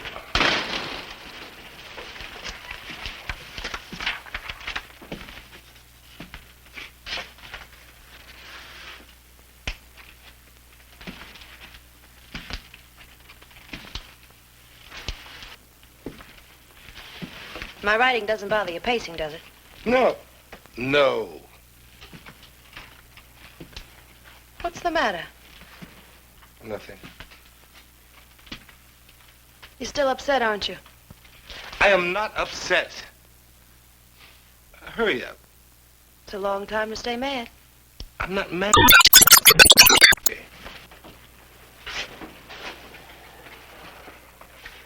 I know what you're thinking. You're thinking I acted like an idiot today at lunch, right? Well, it was. He could have broken the ice. He's always making jokes. You could have said something funny about the food or something. Maybe he didn't feel so funny. Hurry up and get finished so we can get out of here. Sure. You do. I mean, how long are you going to go around like this? I'm not the only one that's doing it. Well, you said it. Kaufman's acting the same way. Let's not forget who started it. Do you know who? I don't. I don't even know who's right. I was in Kaufman's office when he was on the phone trying to keep Whitman from getting those extra kids. I heard him. He did everything he could.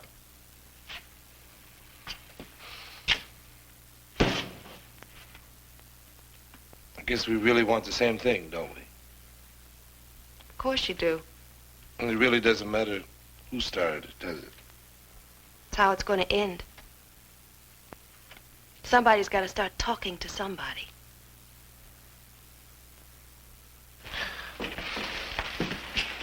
Do me a favor, will you? Sure. What? Do a little work.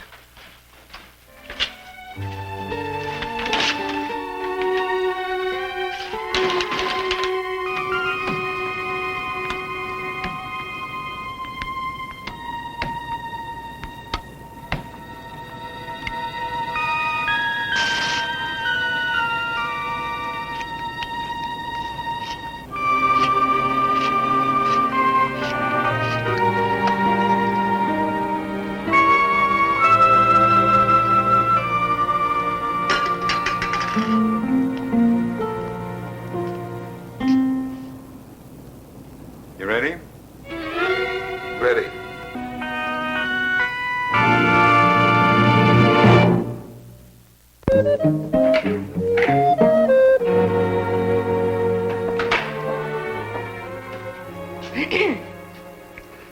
Hi, Pete.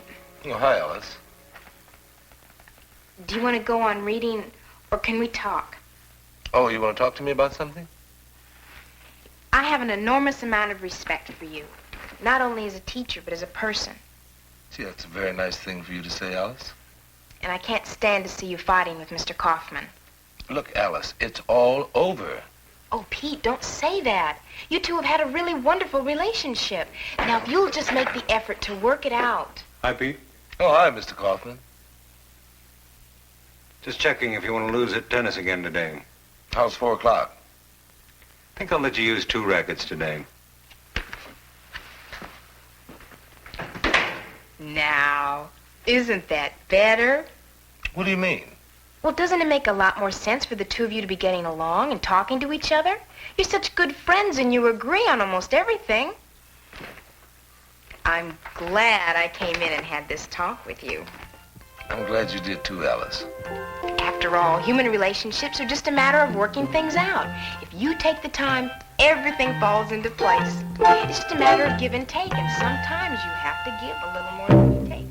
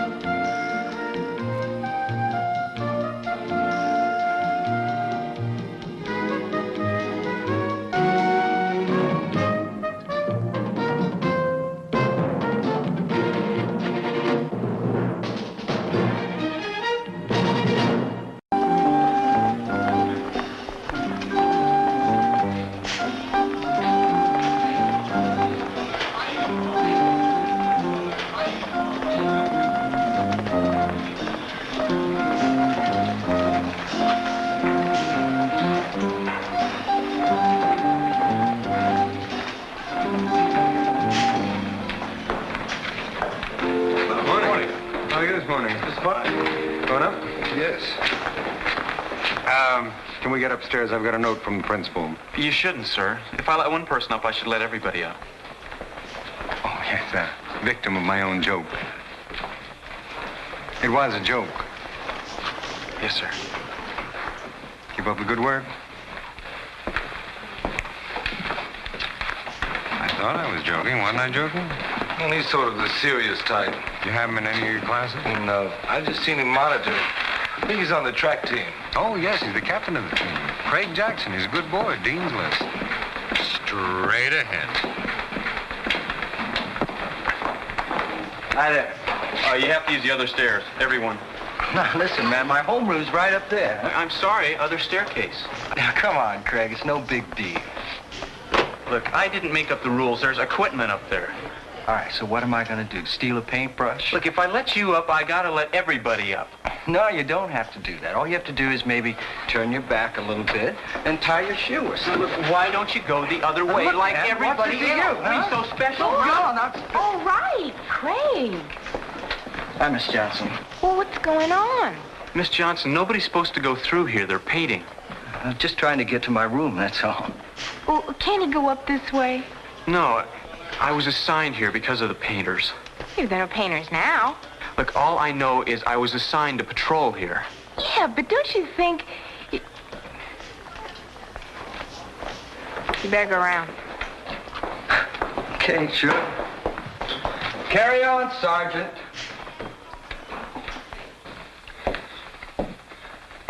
Mr. Kaufman? Oh, morning, Dan. How'd you make out, Dan? What'd the doc say? What did he prescribe? Did the track team do better this year? Well, that might not be a bad idea.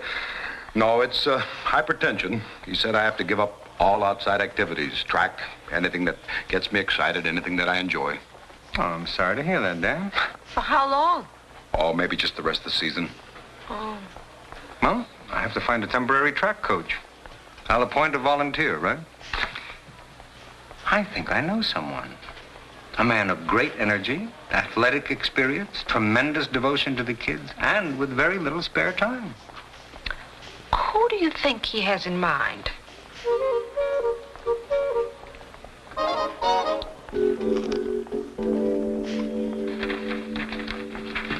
Now, I'd like you all to take a look at this. It's neat, it's easy to read, and the margins are perfect. And all the references are indexed on the back. Oh, I can see Paul back there snickering. But uncluttered edges, sharp lines, high polish and neatness are just as important in a composition as they are in a hot rod. There you are, Craig. B+. Thank you. I'm sorry if I embarrassed you. Now, I gave 1 A, and the author got absolutely nothing for neatness. This is for humor, insight, and the way the thoughts are expressed. It's called How I Turned On to George Washington. Look, Brendan, would you come up here and read this for the class, please? Yeah. Come on. Well, I can't read my own writing. I can understand that, believe me. Come on.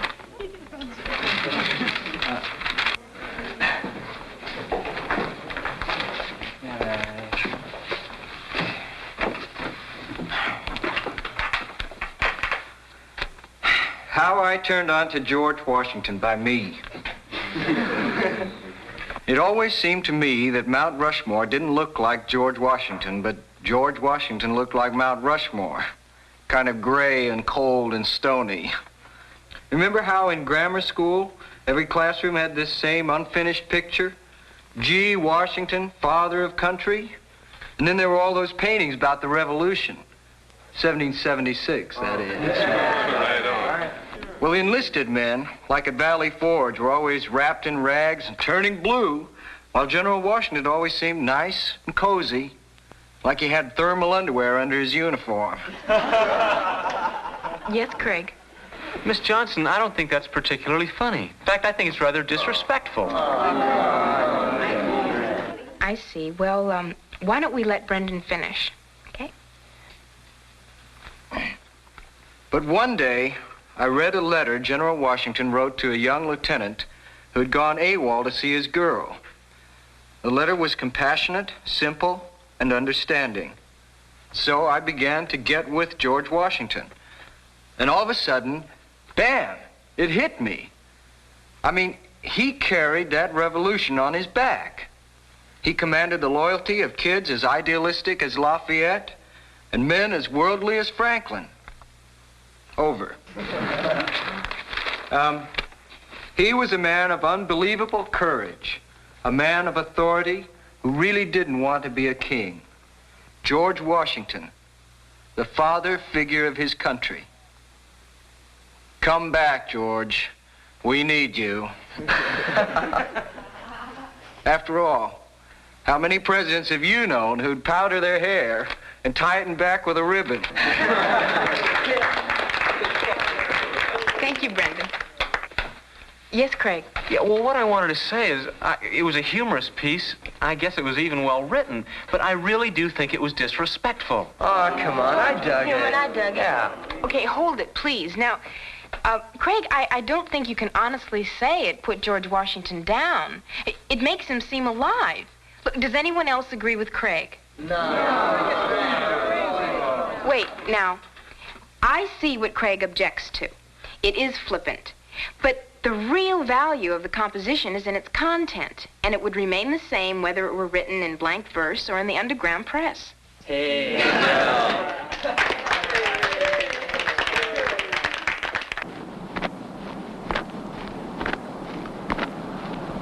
One, two, and halt. Okay, leg stretching. Let's go. Ready, begin. 1, 2, 3. 1, 1, 2, 3, 2, 1, 2. Greg is a natural leader. He's been more like an assistant coach than just the captain. You can lean on him whenever you need anything. 1, 2, and halt. Okay, everybody, laps. Come on, let's go.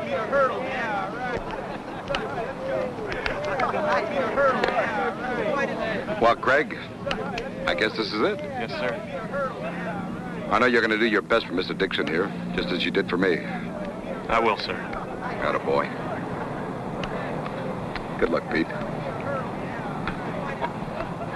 Oh.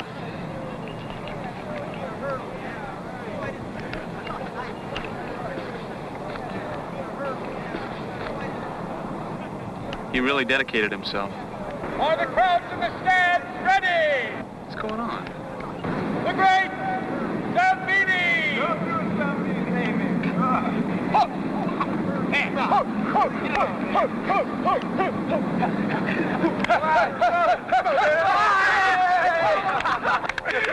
Nice, baby. Now, 18 feet 6 inches. Hey, we've only got 2 of those poles, sir. I'd better get it. The greatest show on earth. Okay.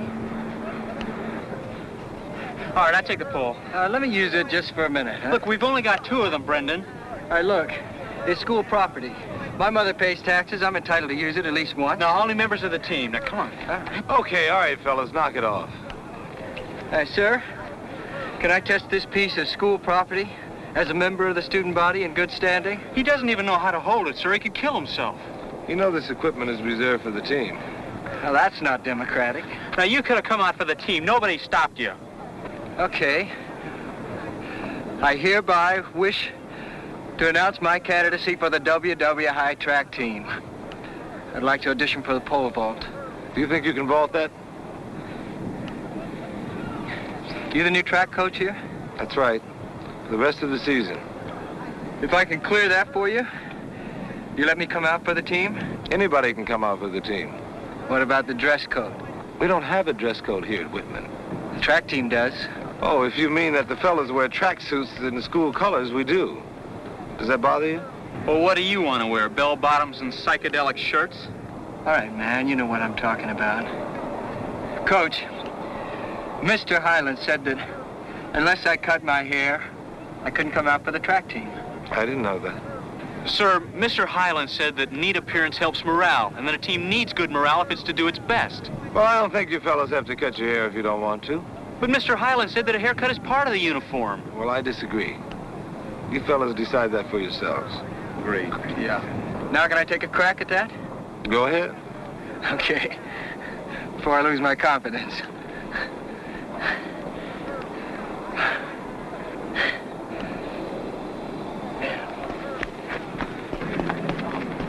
Man, that guy's gonna kill himself, the jerk.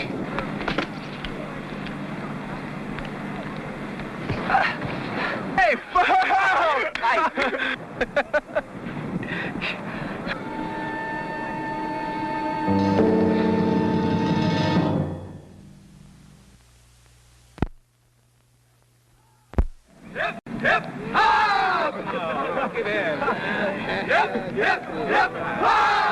Hey, come on, you guys. Quit horsing around. You're ruining the practice.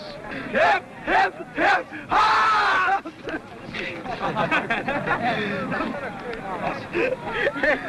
Hey, Coach, let us show you this thing, man. Listen, we got these contests we're making up for the 1973 Mod Olympics. It's a test of speed, skill, endurance, and courtesy. Out of sight. I'll be the finish. Right.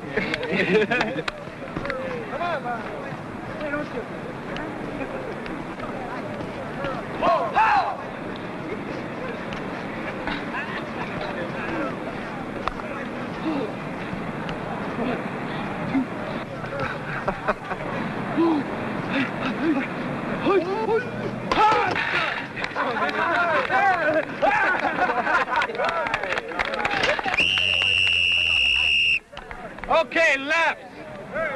Everybody. I want to see the sprinters for practice starts.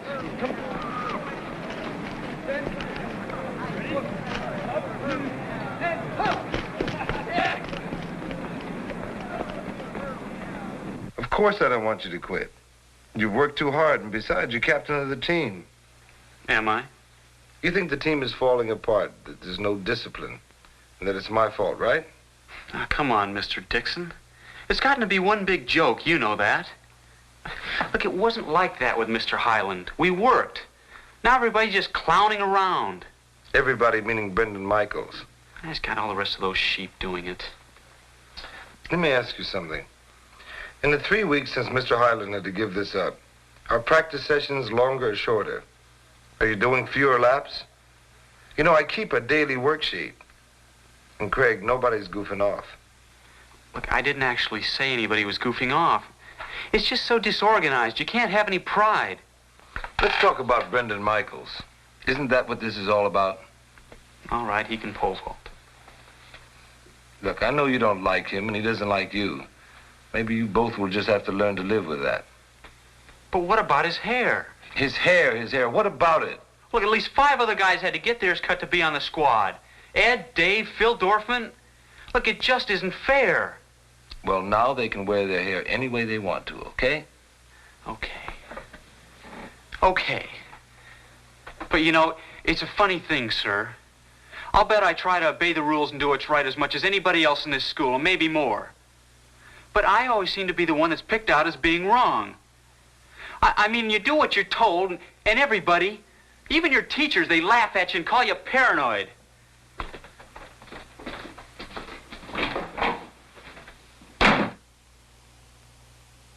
You think that what Craig says is true? When I was in school, it was the opposite. A decent, clean-cut kid like Craig, hard-working, would have been one of the most popular kids in school. I hate to see him quit the team. Well, you know, Brendan just don't seem to be able to cut it. Craig seems to feel that Brendan has turned the other members of the team against him. Isn't that ridiculous, over hair and clothes and nonsense like that? Can't they see how unimportant that stuff is? If 2 kids that have that much in common can't exist on the same track team, wow, what kind of a chance do we have? Can't you make them understand that, Pete? No. All I can do is try to get them to talk to each other. They'll have to learn how to understand on their own. It's a good trip. Phew. Gotta try it, Coach. It's a blast. No, thank you. I like to keep my feet on the ground. Well, you gotta open up to new things. Sure, we all do. Listen, I asked Craig to have a talk with you. Don't turn him off, okay?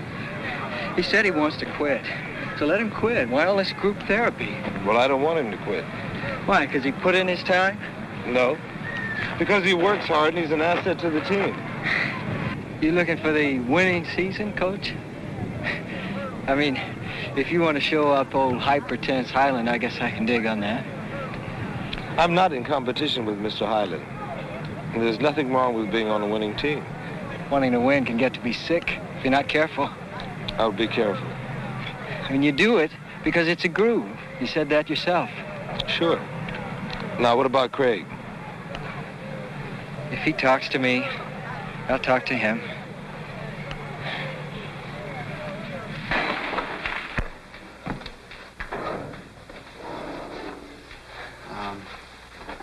Mr. Dixon said that that we ought to have a little talk. Yeah, so I heard. Don't exactly know what I'm supposed to say.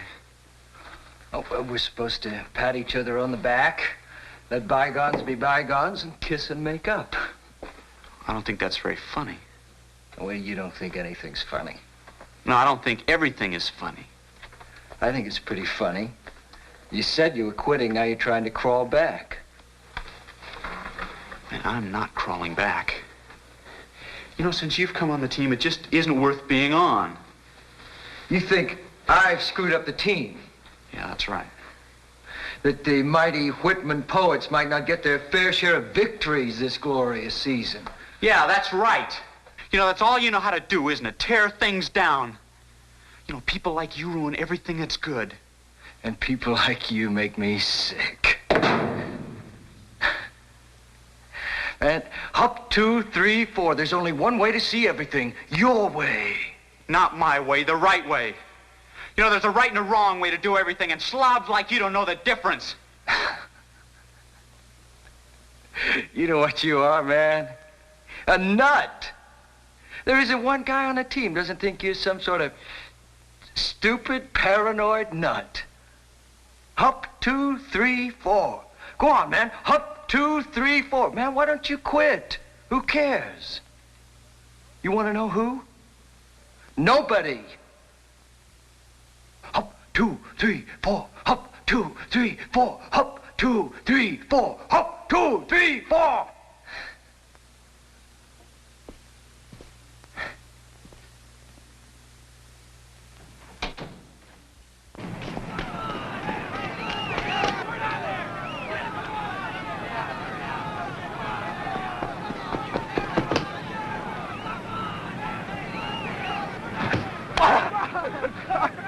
Come on, Brendan. Great, man, great. You did it! You did it! You did it! Hey, man. All right, way to go, man. Hey, 5 more points. Coach, mark it down. How we doing? We still got a chance. You guys with events to go, you hang nice and loose, okay?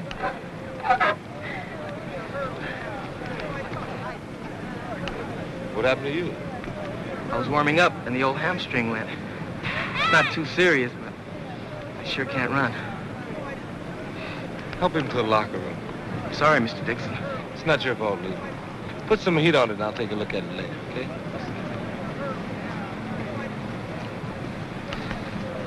That about kills our chances of winning the meet. Well, we still have another chance. All we need is the first in the 440-yard relay, and we might be able to squeeze in. We're not going to win with 3 men. With Luther out, we don't have another man to run. Oh, yes, we do. Him. He's really something, isn't he? I mean, no matter what, he just keeps cheering us on right to the bitter end. You can ask him to take Luther's spot? No. You are.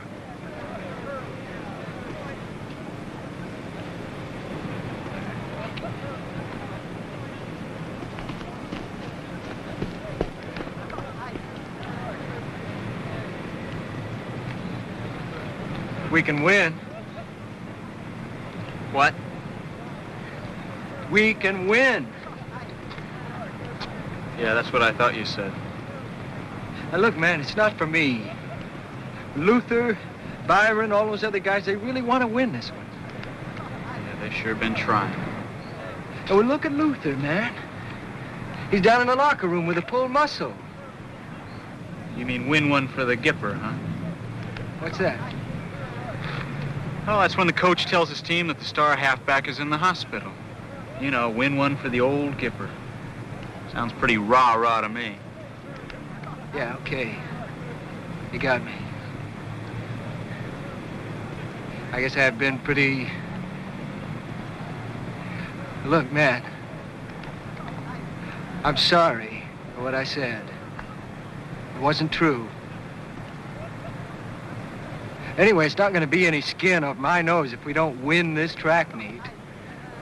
But I think we ought to do the best we can. That means all of us.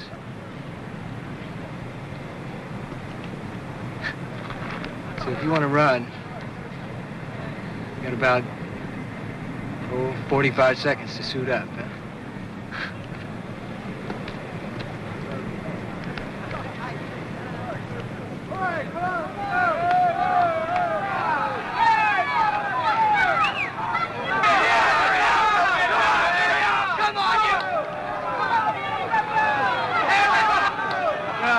Come on, man, you can do it. Come on, skinhead.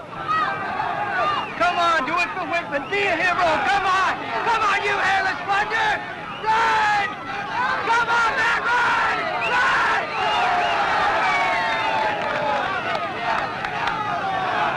Hey, that's all right, man. It's all right. You had a great race.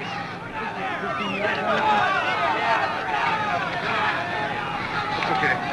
Come on, let's go sit down. Come on, rest.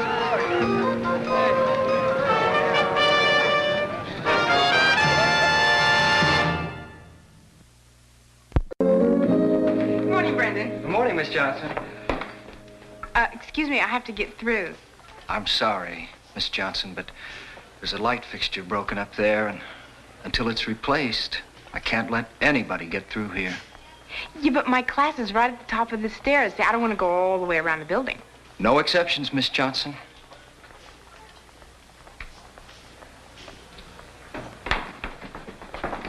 Morning, Brendan. I just have to, I can't. No, I'm sorry, Mr. Kaufman, but the law must be obeyed at the top if the rest of us are going to respect it. Of course. Kind of a hippie to that.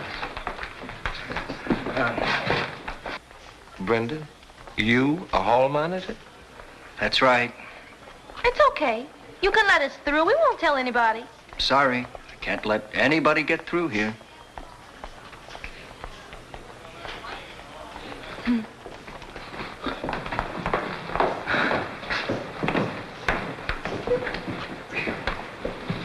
Now, buddy, look. Hey. Thanks for taking over for me. How'd you make out? I just handled the job exactly the way you would have. I was hard-headed, unbending, stubborn. I probably made 100 enemies. The coach, the principal, teachers, kids. Hey, Brendan. What? You can't go that way. Oh, now, come on, Craig. After everything I've done for you... Well, I'm sorry. I can't show favoritism. You're gonna... What? You can show favoritism. Don't you have to favorite anything? No.